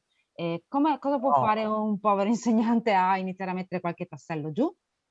no, no, no, no. Io non ho messo su io il server, l'ho messo su Marco Cassisa, che vabbè è un altro insegnante, però lui ha le competenze. La cosa che in realtà il mio ruolo del trio sarebbe quello commerciale e quello che cerca i finanziamenti, perché anche per fare il server di Dasharing abbiamo ottenuto dei finanziamenti dalla banca e poi da un'azienda che... Sì, da Sartori Ambiente, lo dico anche perché è comunque un amico del software libero da sempre. E, sì, è vero, allora, certo, sono un attivista del mondo del software libero, conosco tanti programmatori, mi cerco in rete, però per dire, andando, non mi ricordo se abbiamo ancora, però ricercando in rete la mailing list Libera la Lavagna, che credo si trovi andando su, vediamo se c'è un rindirezzamento da windows.it. Beh, ci si iscrive a queste mailing list, le citava anche Mirko, ecco esatto, sì, c'è un rindirezzamento. Io ho ancora il vecchio sito che si chiama wihildos.it, Wihildos non esiste più ma il sito esiste ancora, ci si iscrive alla mailing list e lì si trovano risorse. Si chiede, la cosa che bisogna imparare è collaborare, più che sapere è la collaborazione nel fare le cose, ed è una cosa che mi rendo conto nel mio mondo, nel mondo dei miei colleghi, è complicata, cioè i miei colleghi non collaborano volentieri. Sì, collaboricchiano, sì, rubacchiano le cose che trovano in giro in rete, ma pensare di avere fiducia e buttarsi dentro la rete e dire cerchiamo collaborazioni dove ci sono, avviene meno. Per quel che mi riguarda, per esempio, poi tutta la parte di cosa abbiamo fatto è tutta documentata, come si installa Mindtest, cioè praticamente si trova anche tutte le guide per farlo, quindi uno potrebbe anche leggersi solo le guide. Però la cosa che consiglio vivamente è quello di creare collaborazioni, e in alcuni casi, per assurdo, se si ritiene, per esempio, ammettiamo di contattarmi, ecco, che così magari abbiamo modo di sentirci con un po' più di pazienza, di scrivere. Il nostro server, che è un server bellissimo, stracarrozzato, costa 3.000 euro per 2 anni, no, 2.000 euro per 2 anni, perché noi abbiamo voluto mettere su anche la videoconferenza di Big Blue Button, insomma c'è dietro un po' di roba. Ma avere un server che faccia funzionare bene Mindtest, che faccia funzionare bene Buddy e cose così, può costare una cosa tipo 200 euro all'anno il server. E nel momento in cui, ammettiamo, anche 3 miei colleghi in una scuola decidono che può valere la pena, ripeto, c'è tantissima documentazione in rete per capire cosa si può fare veramente, si può cercare di andare a scuola, decidere di mettere giù un progetto e cercare 2 o 3 competenze professionali a pagamento, perché no? Non è se, cioè, tenete conto che comunque le scuole, la cosa che non siamo abituati a pensare è, pensate ai bandi PON che sono appena usciti, molte scuole compreranno visori 3D. Io nicchio un po' con i visori 3D per motivi di apprendimento, appunto. Però ci starebbe bene, allora ci starebbe bene il visore 3D tanto quanto l'installazione di un server da utilizzare a scuola, perché no? È uno strumento, è un sussidio didattico anche quello, e secondo me è molto buono. Il nostro progetto di data sharing infatti è rivolto alla rete dell'Alto Garda, cioè sono 9 istituti e noi abbiamo già fatto i primi incontri con i presidi di tutti gli istituti, vogliamo che questo progetto venga assunto dalle scuole, praticamente mantenuto con dei contributi delle scuole, e dietro ci starebbe anche il fatto di trovare un insegnante, un tecnico che si può distaccare per far andare il server. Tenete anche qui, mi porto da un'altra parte, ma quando è arrivato il lockdown e noi è stato improvviso, e io ho 3 plessi di primaria nel mio istituto e sono un animatore digitale, avevamo bisogno di servire alle famiglie delle primarie qualcosa di semplice, veloce, adatto per andare avanti con la didattica a distanza. Allora, io ho proposto di mettere Ciamilo o Camilo, che è praticamente un Moodle un po' più semplificato, comunque un Learning Management System messo sul server della nostra scuola, ha fatto il suo lavoro. Non sarebbe stato possibile, coi tempi che avevamo, pensare di andare come dire, in produzione, diciamo così, nel tempo in cui noi siamo andati, una settimana, dando via Classroom a tutti, cioè dando mail a tutti i bambini della primaria. Sarebbe stato troppo complicato. Ciamilo permette una partecipazione attraverso semplice utente password, abbiamo distribuito utente password e noi abbiamo risolto il nostro problema.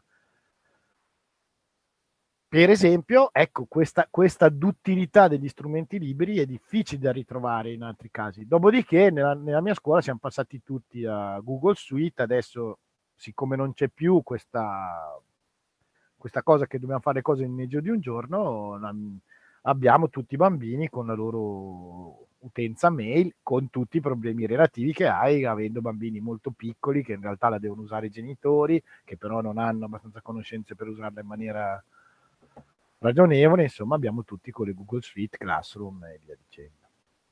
Però, ripeto, non bisogna avere grandi conoscenze, bisogna avere molta voglia e poca paura. Ecco, è chiaro che quando entri in questa modalità di lavoro, il controllo sui tuoi studenti diventa un po'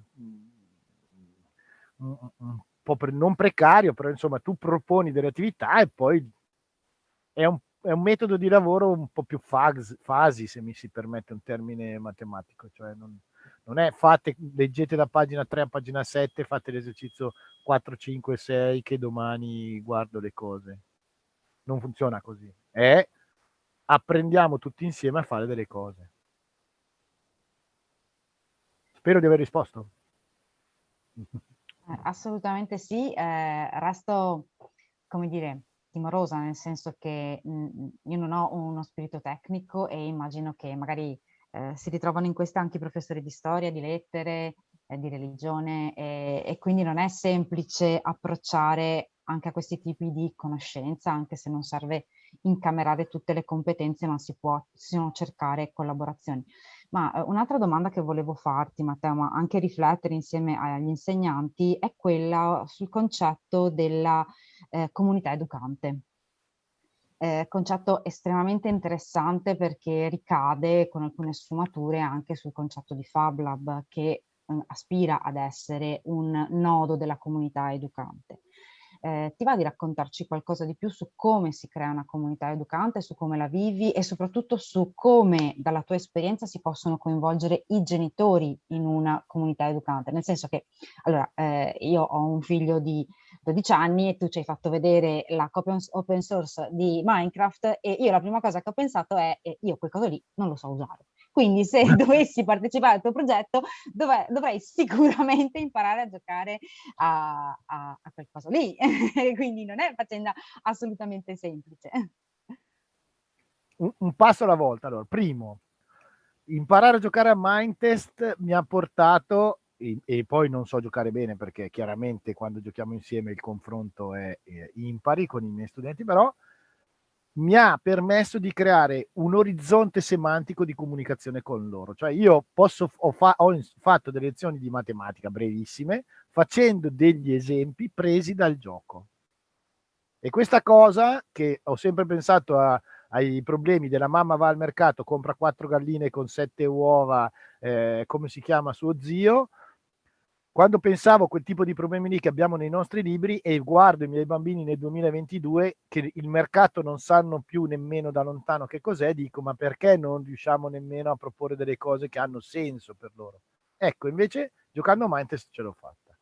La comunità educante. Allora, anche qui il mio problema si chiama scuola, apparato burocratico della scuola, preside, alcuni colleghi, cioè io sinceramente sono sempre un po' una mosca bianca rispetto a queste cose, molto complicato collaborare con i genitori e soprattutto coinvolgere i miei colleghi a collaborare con i genitori, però negli anni siamo riusciti a fare qualcosa. Un Coder Dojo, 3 anni fa siamo riusciti a fare Coder Dojo al sabato nella scuola. Io insegno in una valle, la Valle di Ledro è una valle qua sopra Riva del Garda, 5.000 abitanti, e con chi l'ho fatto? Con 2 papà, ma che cosa mi ha sorpreso? Che le più assidue frequentatrici erano 5 mamme. Cioè, abbiamo messo insieme un mondo al sabato, fuori dall'orario scolastico, che sarebbe stato il primo passo della comunità educante. Da lì è nata l'idea di andare a fare questi corsi sul cyberbullismo che sono stati progettati insieme alla consulta dei genitori, ai rappresentanti della consulta dei genitori.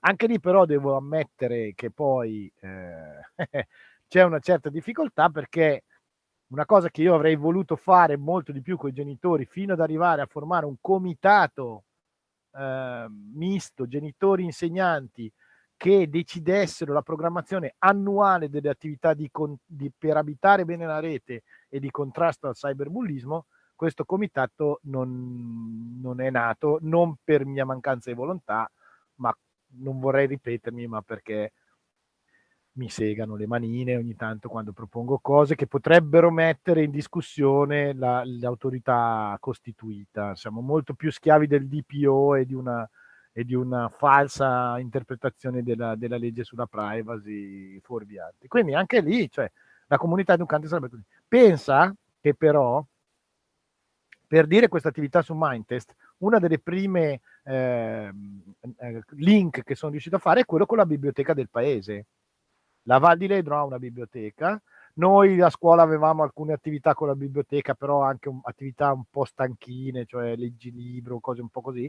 Quando sono andato a fargli vedere che avevo intenzione di fare questa cosa di Mindtest, sono stati entusiasti, quindi io ho le postazioni di gioco Mindtest in biblioteca, che tra parentesi era anche uno dei miei obiettivi, quelli come far diventare tutto molto dinamico, cioè che anche la biblioteca si metta un po' in moto e proponga delle cose che diventano un po' più attrattive per i miei studi. Io credo che i bambini ogni tanto debbano leggere libri, ma se la biblioteca restava ferma, ti presto il libro da leggere, i miei bambini di 11 anni in biblioteca non ci sarebbero mai andati.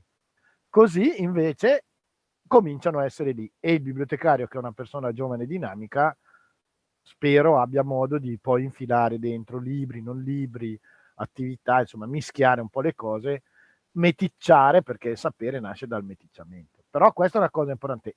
Inoltre ci sono tutta un'altra serie di attività che sto facendo con la banca, perché la banca ha deciso, le banche in Trentino hanno, vabbè, dappertutto le banche hanno importanza, ma in Trentino sono anche molto ricche, quindi oltre alla provincia autonoma che è ricca ci sono anche le banche ricche. La banca sta facendo delle attività anche loro sul cyberbullismo, sulla privacy, rivolte sia agli adulti che ai ragazzi della scuola, e anche con loro stiamo cominciando, abbiamo già fatto 2 incontri e stiamo cominciando un'attività che dovrebbe pian piano portarci da qualche parte. Certo, il mio sogno, ma non è al momento, io dovrei cambiare alcuni pezzi della mia scuola per avere fino in fondo la cosa, il mio sogno sarebbe avere una scuola che ho visto anni fa a Rovereto, che è la scuola aperta dalla mattina alle 8 alla sera a mezzanotte, dentro la quale avvengono anche delle cose particolari. Nella valle in cui sono, un Fab Lab potrebbe avere posto dentro la scuola, perché non c'è modo di averlo fuori. Con tutti, certo, ci sono anche controindicazioni da averlo di dentro. Ho bene in mente il Fab Lab del Muse a Trento, quanto figo sia, ma quanto poco sia partecipato, perché è una cosa molto istituzionalizzata, chiamiamola così. Però la scuola potrebbe diventare una cosa così, insomma. Ho risposto anche in questo caso? Ma ti faccio una domanda adesso, Matteo, perché siamo toccato un po' di tasti anche il tema di Fab Lab all'interno di istituti scolastici. Adesso non so se voi avete un atelier digitale lì a scuola. Ce l'avete? No. Ecco, parecchie scuole qui nel territorio Però hanno... Ah, e la stampante 3D ce l'avete? ho un sacco di Arduini. Ok. Ok. E la mia scuola, ti sorprenderà, c'ha 300 macchine Linux e chi osa installare Windows viene bruciato in cortile, e quindi hanno capito che devono Ma perché smetterla. sei un po' talebano? No, non sono talebano, Sì, cioè... sì. Hai appena detto che non eri talebano, anche se usavano Windows, non mi facevi niente, invece... No, ho detto un'altra cosa. Vabbè, è vero, è vero. Ma ascoltami, no, il tema è che magari noi nelle scuole qui intorno e anche in altri istituti c'è comunque un atelier digitale, quindi comunque ci sono delle macchine come stampanti 3D, plotter. Abbiamo visto che comunque poi ricade sugli insegnanti, quindi noi spesso lavoriamo proprio con gli insegnanti per passare a loro un po' di know-how su come usare queste macchine, altrimenti il rischio è quello di avere delle macchine che poi magari difficilmente vengono utilizzate. Quindi questo è un tema molto interessante che secondo me meriterebbe un approfondimento a parte. Io avevo 2 domande in realtà. La prima era legata un po' a quello che ha chiesto Gloria prima, cioè Gloria ti ha chiesto proprio, ma una scuola se volesse fare qualcosa, cioè cosa dovrebbe fare, installare dei server, sembra che ci sia uno scoglio, diciamo, di legato a questi aspetti tecnici un po' che tu comunque hai spostato e fatto vedere che ci sono delle strade percorribili. Però io ho visto che alla fine molti strumenti che tu hai fatto vedere, come Wikibooks, Wikidia, eccetera, sono strumenti che in realtà sono già online, cioè sono già fruibili e utilizzabili dagli utenti, no? Sì, sì, chiaro, chiaro. Poi tieni conto che anche il server è su Etzner, cioè si chiama etzner.org, non mi ricordo più, compra il server, fammelo così, cioè installare il server sono capace io, per assurdo. Dopo fare alcune manovrine più delicate diventa un po' più complicato, però cioè, il server lo puoi avere in un attimo. La cosa che mi preme dire, che spesso alcuni miei colleghi non dicono, è che in realtà io mi muovo all'interno di realizzare alcune cose che ci vengono continuamente richieste. Cioè, se io vado a un corso di aggiornamento per insegnanti, adesso mi tirano fuori la storia degli atelier digitali, di introdurre la stampante 3D, del visore, eccetera, eccetera. Dopodiché torni a scuola e queste cose qua non le si fa mai.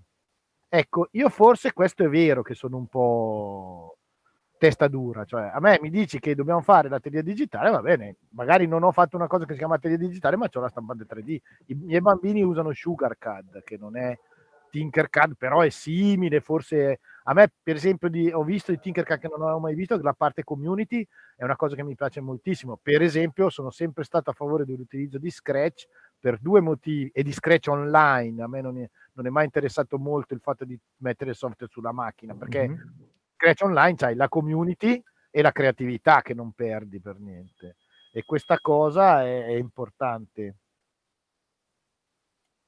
Sì, diciamo che, SugarCAD per dire, ti posso raccontare che così parlando, approfittando, che di fatto noi abbiamo fatto per un periodo le attività che facevamo noi, le facevamo utilizzando proprio Sugar CAD. Quindi ci eravamo fatti delle ISO per Raspberry Pi, appunto per non essere legati alla presenza di rete, diciamo, dove facevamo attività. E quindi Sugar CAD aveva qualche limite, però insomma alla fine andava veramente bene. C'è da dire però che effettivamente Tinkercad ha, diciamo, adesso qualche strumento in più dal punto di discorso comunitario, ma c'è anche quell'aspetto che lo rende anche un po' più appetibile nei nostri corsi, che non sono legati un po', come dicevo prima, proprio da, diciamo, un ambiente scolastico, quindi a volte bisogna anche stupire un po', non che non ci sia esigenza dall'altra parte, però noi con un po' di più, diciamo. Che vengono... No, ma certo. E Tinkercad ha anche l'aspetto, si è visto la parte che permette di fare i bricks Lego, cioè di trasformare l'oggetto in un set di Lego, piuttosto di anche proprio degli oggetti per Minecraft, quindi diciamo di lavorare in modellazione 3D e poi in realtà esportare anche in altri contesti quello che è stato realizzato. Secondo te è una struttura come un Fab Lab, quindi al di fuori della scuola, cioè un Fab Lab come la nostra struttura, no? Che quindi è svincolata, tutti quelli che sono, diciamo, se vuoi, dettami o le situazioni che, come dicevi tu, ti limitano perché c'è una burocrazia, diciamo, e quindi è una cosa più istituzionalizzata. C'è un Fab Lab che quindi è una struttura che fa attività educative e formative per i ragazzi, da vicino a tutta una serie di elaborazioni, di sviluppo di pensiero computazionale e via dicendo. Come potrebbe provare ad agevolare, diciamo, questo, diciamo, aspetto democratico, ma legato proprio ai contenuti, che è una tematica, secondo me, un po' difficile per un Fab Lab, però sarei curioso di capire, secondo te, se c'è una strada, perché un Fab Lab per noi è facile lavorare con artefatti, modellazioni, cioè con cose che poi diventano fisiche, no? Perché, diciamo, si parte dal digitale, cioè un laboratorio di fabbricazione digitale, si parte da delle cose digitali per arrivare a delle cose fisiche, no? Qui si parla più di contenuti di cultura, no? Però sarebbe interessante per un Fab Lab iniziare a lavorare in questo senso per agevolare poi una scuola, per esempio, no? Quello potrebbe essere, secondo te, una via, cioè una cosa con cui si potrebbe iniziare in un Fab Lab, cioè un qualche format che un Fab Lab può abbracciare per dire, ok, facciamo anche questo, aiutiamo anche la scuola in questo senso, quindi magari, cioè senza per forza essere connesso alla scuola, però comunque aiutiamo la scuola in questo senso, e quindi già iniziamo a portare i ragazzi a lavorare in modo collaborativo su piattaforme del genere, magari per documentare attività, forse potrebbe essere. Beh, allora, passo numero 1 è quello che è successo a me con la biblioteca, cioè il Fab Lab vale la biblioteca. E fai un progetto, è il passo più banale, si fa un progetto condiviso in cui una parte delle attività avvengono nel Fab Lab, cioè, però chiaro, le attività devono essere a tutti gli effetti attività che hanno a che fare con la scuola, cioè,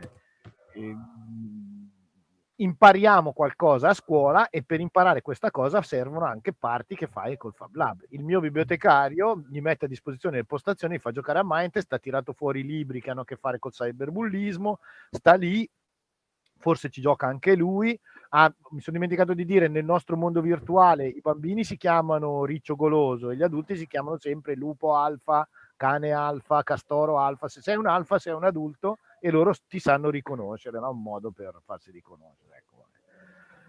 Quindi questo è il primissimo passo. Altre cose, sarebbe molto bello, però capisco che al di là da venire, per quanto ce la raccontano, che nonostante in Italia abbiamo esempi di scuole virtuose, io in mente Città di Castello, ad esempio, un direttore Belardinelli illuminato che ha una scuola pazzescamente funzionante, bellissima, molto aperta, poi ce n'è una a Modena, insomma c'è gente che fa queste cose. Nelle scuole moderne, quelle che continuano a raccontarci che dovremmo fare, noi dovremmo per esempio avere anche delle aule molto dedicate. Allora va bene l'atelier digitale, ma a quel punto l'atelier digitale perché non può essere un pezzo di Fab Lab?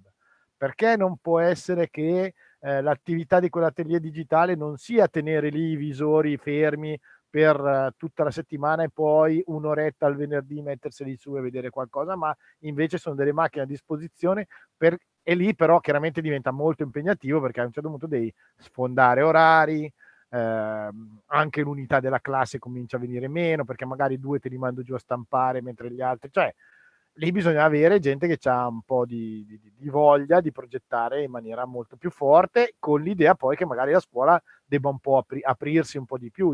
Io adorerei le scuole aperte. Secondo me, per esempio, una delle cose, non c'entra niente con quello che stiamo dicendo, ma una delle cose che sostengo è che le mamme, al posto di stare a casa a far fare i compiti a un figlio unico, dovrebbero metterli tutti i figli a scuola e venire una mamma a settimana, così anche loro risparmiano un po' di tempo. Una con la frusta gli fa fare i compiti a tutti i bambini e andiamo avanti. E questo è il secondo. Un'altra cosa che ho fatto adesso proprio nel bando che è venuto fuori e che mi è venuta in mente che secondo me era importante è, siccome ci chiedono di fare delle cose tecnologiche eccetera eccetera, mi sono chiesto quale fosse realmente qualcosa di tecnologico che avesse a che fare anche col mondo reale. Mi è venuta fuori l'idea dei pannelli fotovoltaici. Io al posto di chiedere visori e cose di questo genere ho comprato dei kit di pannelli fotovoltaici educativi. La mia idea è, prima quest'estate, appena avrò tempo, vado in Val di Ledro, conosco già il nome delle 3 ditte che fanno installazioni fotovoltaiche e cerco di progettare insieme a loro qualcosa che ha a che fare con le attività educative collegate al fotovoltaico, cosa che mi sembra veramente carina, perché creerebbe anche in questo caso questo famoso legame. E chissà mai che da collaborazioni come questa con la biblioteca, con altre persone, non venga fuori poi quella scuola aperta che è un po' nei miei sogni. Ecco, questo lo capisco che è un po' nei miei sogni.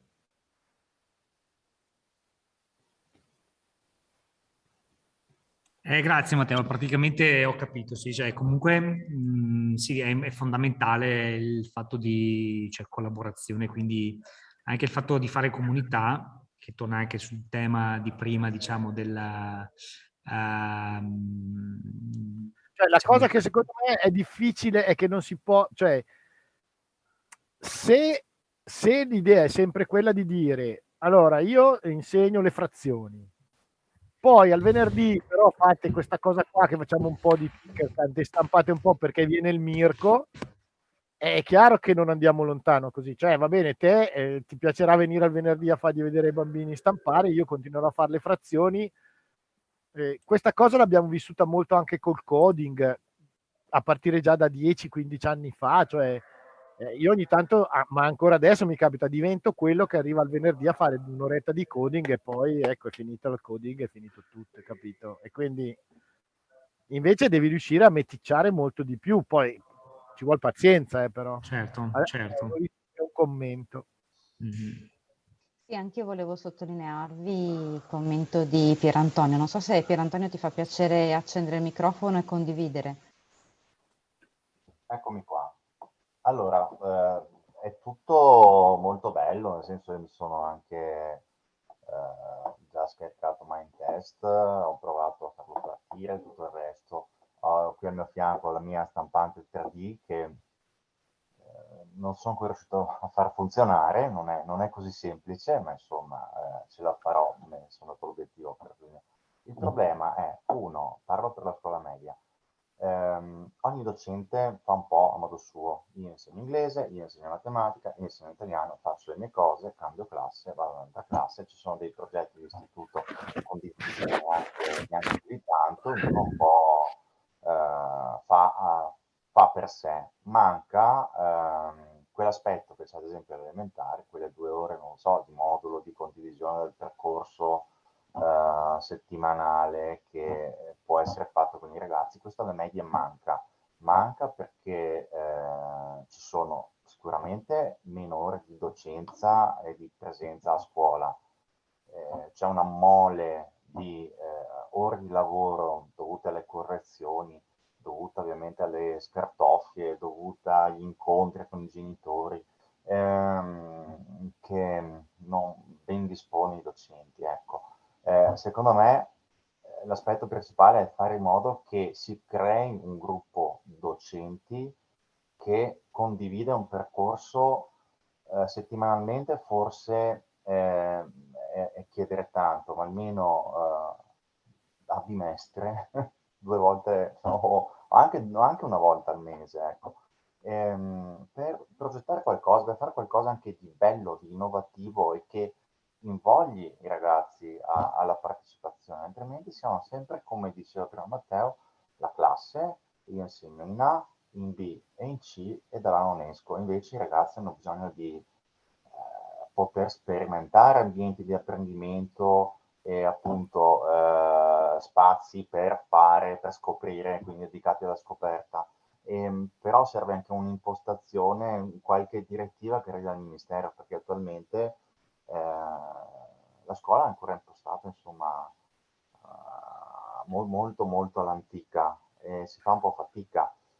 Tutte le cose che fai tu, Matteo, le fai gratuitamente, nel senso, passami il termine, sei un po' nerd e ti capisco perfettamente, e, quindi ci metti la tua passione, ti scontri, sarai visto come una pecora nera e anche un po' pazzoide, fuori di testa, però sei, insomma, fai fatica perché ogni volta devi scontrarti col carrozzone che invece sta andando alla vecchia maniera, quella è la direzione, gli esami di terza media, devo fare tutto il programma e devo correre. E Quello un è. po' è vero, sì, sì, un po' è vero, un po' la mia scuola è piccola, quindi poi faccio l'animatore digitale, negli anni tutti i PC non funzionano se non li faccio funzionare io, quindi sanno che ho anche un po' di potere e un po' mi pagano persino, ma in Trentino è un altro mondo. Si vive in un mondo fattato, nel senso, Sì, noi non abbiamo me lo- neanche, non abbiamo nemmeno uno spazio per avere un laboratorio, ma d'accordo, al di là, tolti questi 2 anni, si possono, le attività di makerspace si possono fare anche in classe, non è quello il problema, ma non abbiamo neanche, fatichiamo ad avere un PC funzionante in classe.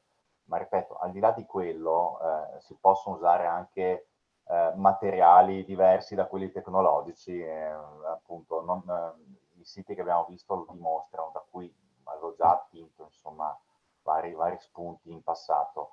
Il problema comunque manca il parlarsi e il progettare, fare il gruppo tra docenti, perché al di là dei dipartimenti non c'è niente, già il dipartimento è più un ring dove si lotta per...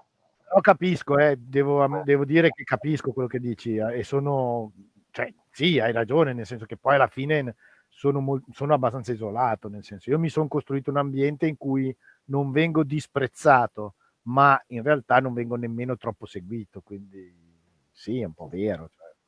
Mm. E, è difficile, nel senso, Però, sono... però voi avete l'Ozzo a Tesino in Veneto Noi abbiamo Ambro- un che è avanti, non lo so. ed Ambrosio che è un preside che secondo me, vale la pena di, non so, andare dal tuo preside e dire fai come fa D'Ambrosio, telefonagli, chiedigli come si fa, che così magari. Sì, ma non è assolutamente nel mio caso il problema non è la dirigenza, parlo proprio di un apparato Sì, certo. burocratico statale che quello devi fare, quello è l'organigramma, quello così viene gestito, strutturato l'anno e quelle sono le ore che devi dedicare, il resto è tutto volontariato, sì. E, tra l'altro con il rischio di essere anche un attimino di ricevere gli sguardi un po' scocciati perché magari porti via il tempo dedicato allo studio il pomeriggio ai ragazzi o gli rubi qualche ora la mattina e io devo fare le proiezioni ortogonali la mattina. Quindi non è Però, mai Pier facile. Antonio, non so se nella tua scuola c'è stato modo di inserire il progetto Digitiamo, spero di sì, però mi pare che progetti come questi promossi dal Comune di Conegliani, dai comuni partner, possano innescare un micro cambiamento, ma proprio micro, però è un inizio per andare al di là della lezione frontale, del modulo fisso, queste sono le mie ore, questa è la mia classe, questo è il mio programma, e andare a suggerire, perché alla fine non può che essere quella, una modalità diversa di fare scuola. Certo, quello che ci ha raccontato Matteo è il mondo dei sogni, il Trentino per noi è anche un po' il mondo dei sogni, però con quello che abbiamo a disposizione, forse lavorare sui piccoli cambiamenti, dare l'appoggio a progetti di questo tipo gestiti dall'amministrazione che quindi magari ha strumenti anche diversi, forse più solidi della scuola stessa, può essere un iniziare a fare le cose un pochino in maniera diversa. No, non lo metto in dubbio, in ogni caso alle 1:10, l'1:30 si esce e ci si rivede durante il consiglio di classe, il collegio docenti, durante i GLO, eccetera, eccetera. Non c'è un momento in cui si fa il gruppo alla scuola media, manca quello. Se non c'è il gruppo è difficile proporre, secondo me, un qualcosa di sentito, di partecipato.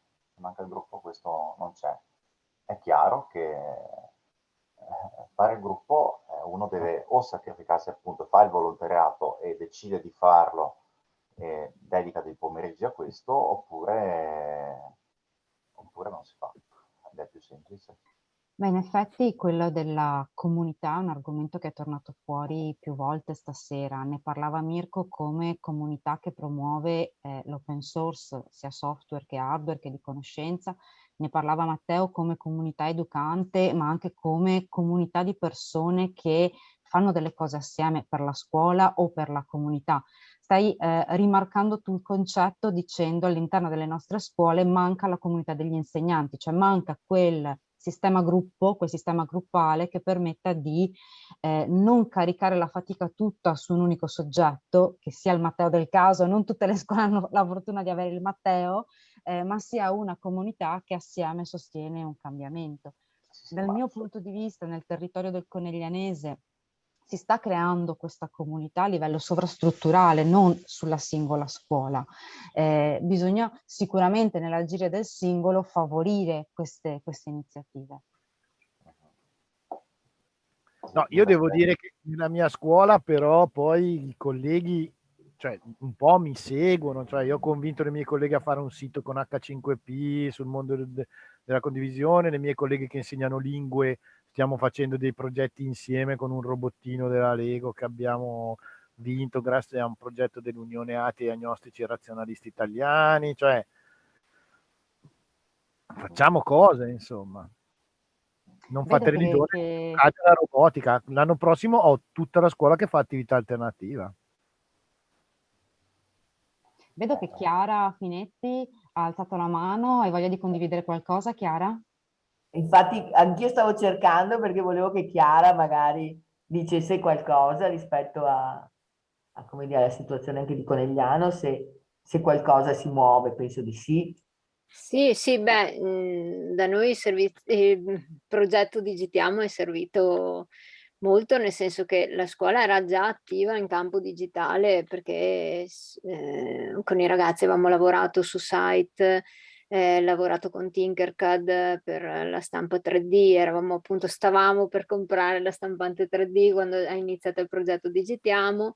Però poi il fatto di avere il progetto Digitiamo, come diceva prima Gloria, è servito per diffondere questa cultura anche in classi in cui magari prima non era molto attiva magari la parte digitale e quindi alcuni colleghi si sono interessati. Infatti secondo me il Fab Lab è vero che è rivolto ai ragazzi, ma a volte bisognerebbe forse partire dagli insegnanti perché poi possa diffondersi nella scuola.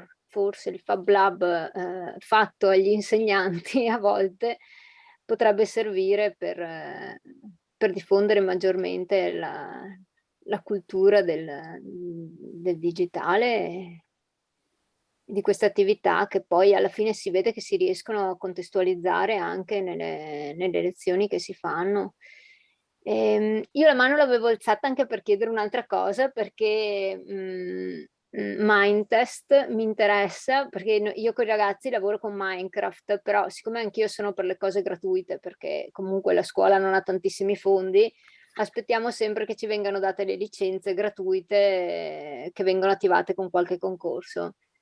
Ma se Mindtest invece si può avere per lavorare con i ragazzi tutto l'anno, sarebbe una cosa interessante. Volevo capire se il funzionamento di Mindtest è lo stesso più o meno di Minecraft, o se ci sono differenze.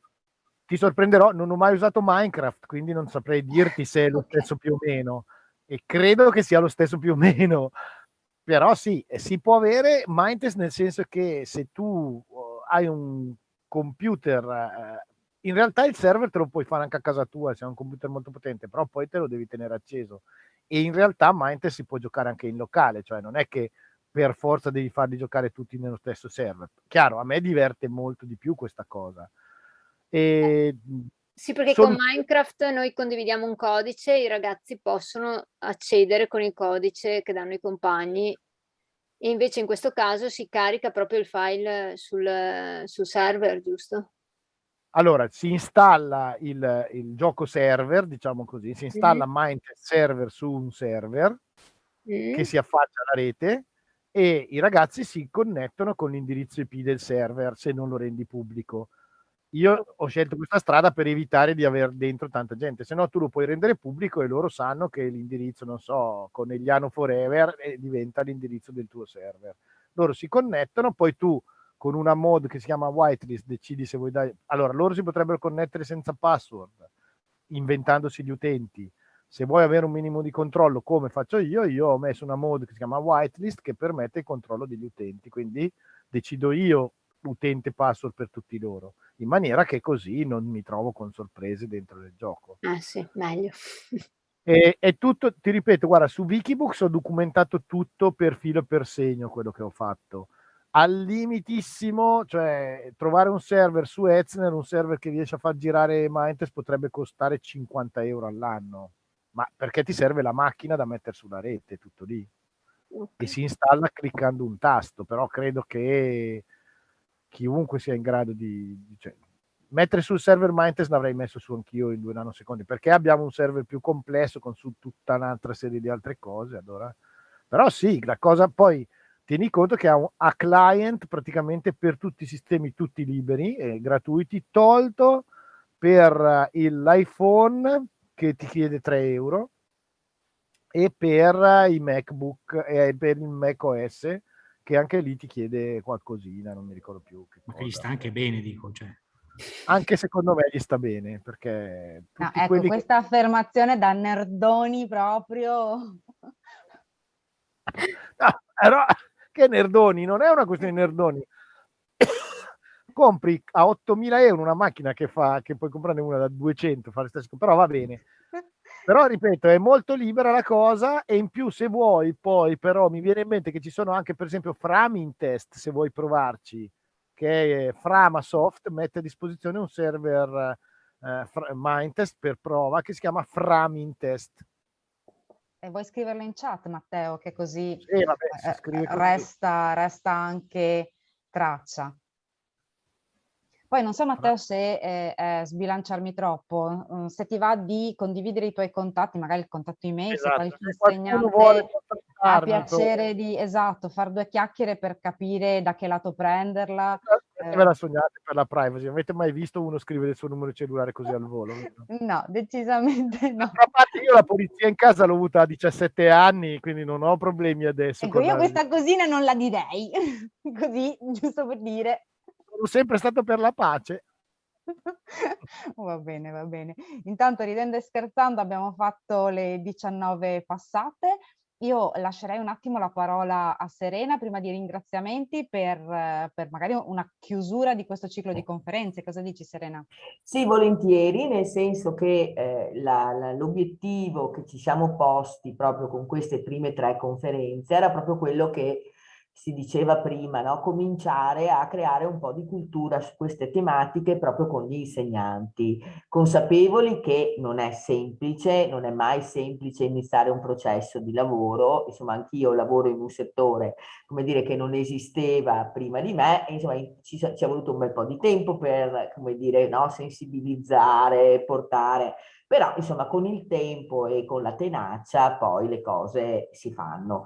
In più penso che non ci sia alternativa né rispetto al lavoro, come dire, in equipe, in team, perché questo ormai è un metodo di lavoro di cui dovremo tutti avvalerci. Chi è già abituato lo fa già, chi non è abituato saranno proprio i fatti a determinarlo. Anche nella scuola media, che concordo, forse tra gli ordini di scuola con cui io mi relaziono quotidianamente, è quella che soffre di più questo tipo di aspetti. Trovo molto più, come dire, lavoro in team e molte anche attività laboratoriali sia nelle secondarie di secondo grado che nelle primarie, e forse questa scuola di mezzo un po' soffre questo tipo di difficoltà. Lo si nota e molto dipende dal gruppo di lavoro, dal dirigente, insomma da tanti fattori. Ma questa è la strada e quindi io, come dire, mi auguro davvero di poter dare continuità a questo tipo di attività, mantenendo questa collaborazione con il Fab Lab, perché continuo a dirlo, insomma, ma penso che lo condivida anche il mio assessore e le persone del comune di Conegliano che seguono questo tipo di progetto. Ci siamo trovati benissimo, insomma abbiamo conosciuto un partner che noi speriamo di mantenere nel futuro e quindi di dare continuità a questo tipo di attività, sviluppando sia attività con i ragazzi, quindi portando avanti questa esperienza, ma mi sono appuntata un sacco di cose che ha detto Matteo che mi hanno incuriosita e quindi casomai insomma si potrà anche, come dire, no, attingere a qualcosa di nuovo. Mi è piaciuto molto ad esempio il fatto di far lavorare i ragazzi su delle cose virtuali che però hanno un annesso col mondo reale, perché secondo me l'esperienza che hai raccontato del fotovoltaico è strepitosa. Però insomma ci sono tanti stimoli proprio che sono nati da questi 3 incontri, anche per una completamente avulsa da queste tematiche come la sottoscritta. E quindi davvero io mi auguro che per il prossimo anno scolastico di poter riprendere questo tipo di attività e di poter continuare con Fab Lab a portare avanti questo tipo di discorsi e magari, chissà, se avremo le risorse, magari pensare anche proprio a dei laboratori per docenti. Ce lo mettiamo, come dire, tra le cose da fare. Capiamo adesso una Regione Veneto con questo famoso bando, che poi per noi non dovrebbe essere neanche un bando, ma dovrebbe essere una convenzione da sottoscrivere con il PNRR, che ancora non abbiamo in mano e ho solo delle indicazioni, ma se, come spero, questo tema rimarrà tra le azioni che saranno rifinanziate dalla Regione per i prossimi anni, i laboratori per docenti, continuare questo tipo di iniziative e non dimenticare i ragazzi, chiaramente, è una delle priorità che noi ci siamo dati come Comune di Conegliano con i nostri comuni associati al territorio, quindi è un arrivederci, spero. E ringrazio veramente tutti e vi ricordo che non si è iscritto perché poi la prossima settimana, quando mi arriveranno anche le ultime slide, io comincerò ad inviare ai partecipanti le slide di questi 3 incontri, quindi scrivetemi i vostri recapiti perché così vi arriva via mail. E un saluto a tutti. Mi permetto anch'io in chiusura di ricordare la compilazione del questionario di gradimento e del modulo per ricevere l'attestato. Ringrazio tantissimo Matteo per la testimonianza e Mirko per quanto ci ha portato a livello di conoscenze questa sera, gli insegnanti che hanno partecipato, Pier Antonio, Chiara, anche tutti gli altri, e speriamo sia un arrivederci. Buona serata a tutti. Ciao. Buonasera a tutti, a presto. Salve.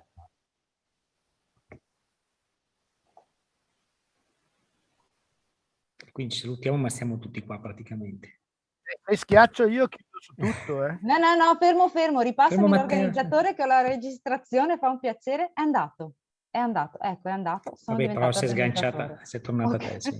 Bene. Grazie. Buonasera a tutti, ci Ciao vediamo. Chiara, ciao. Buonasera, Ciao Franca. grazie. Buonasera.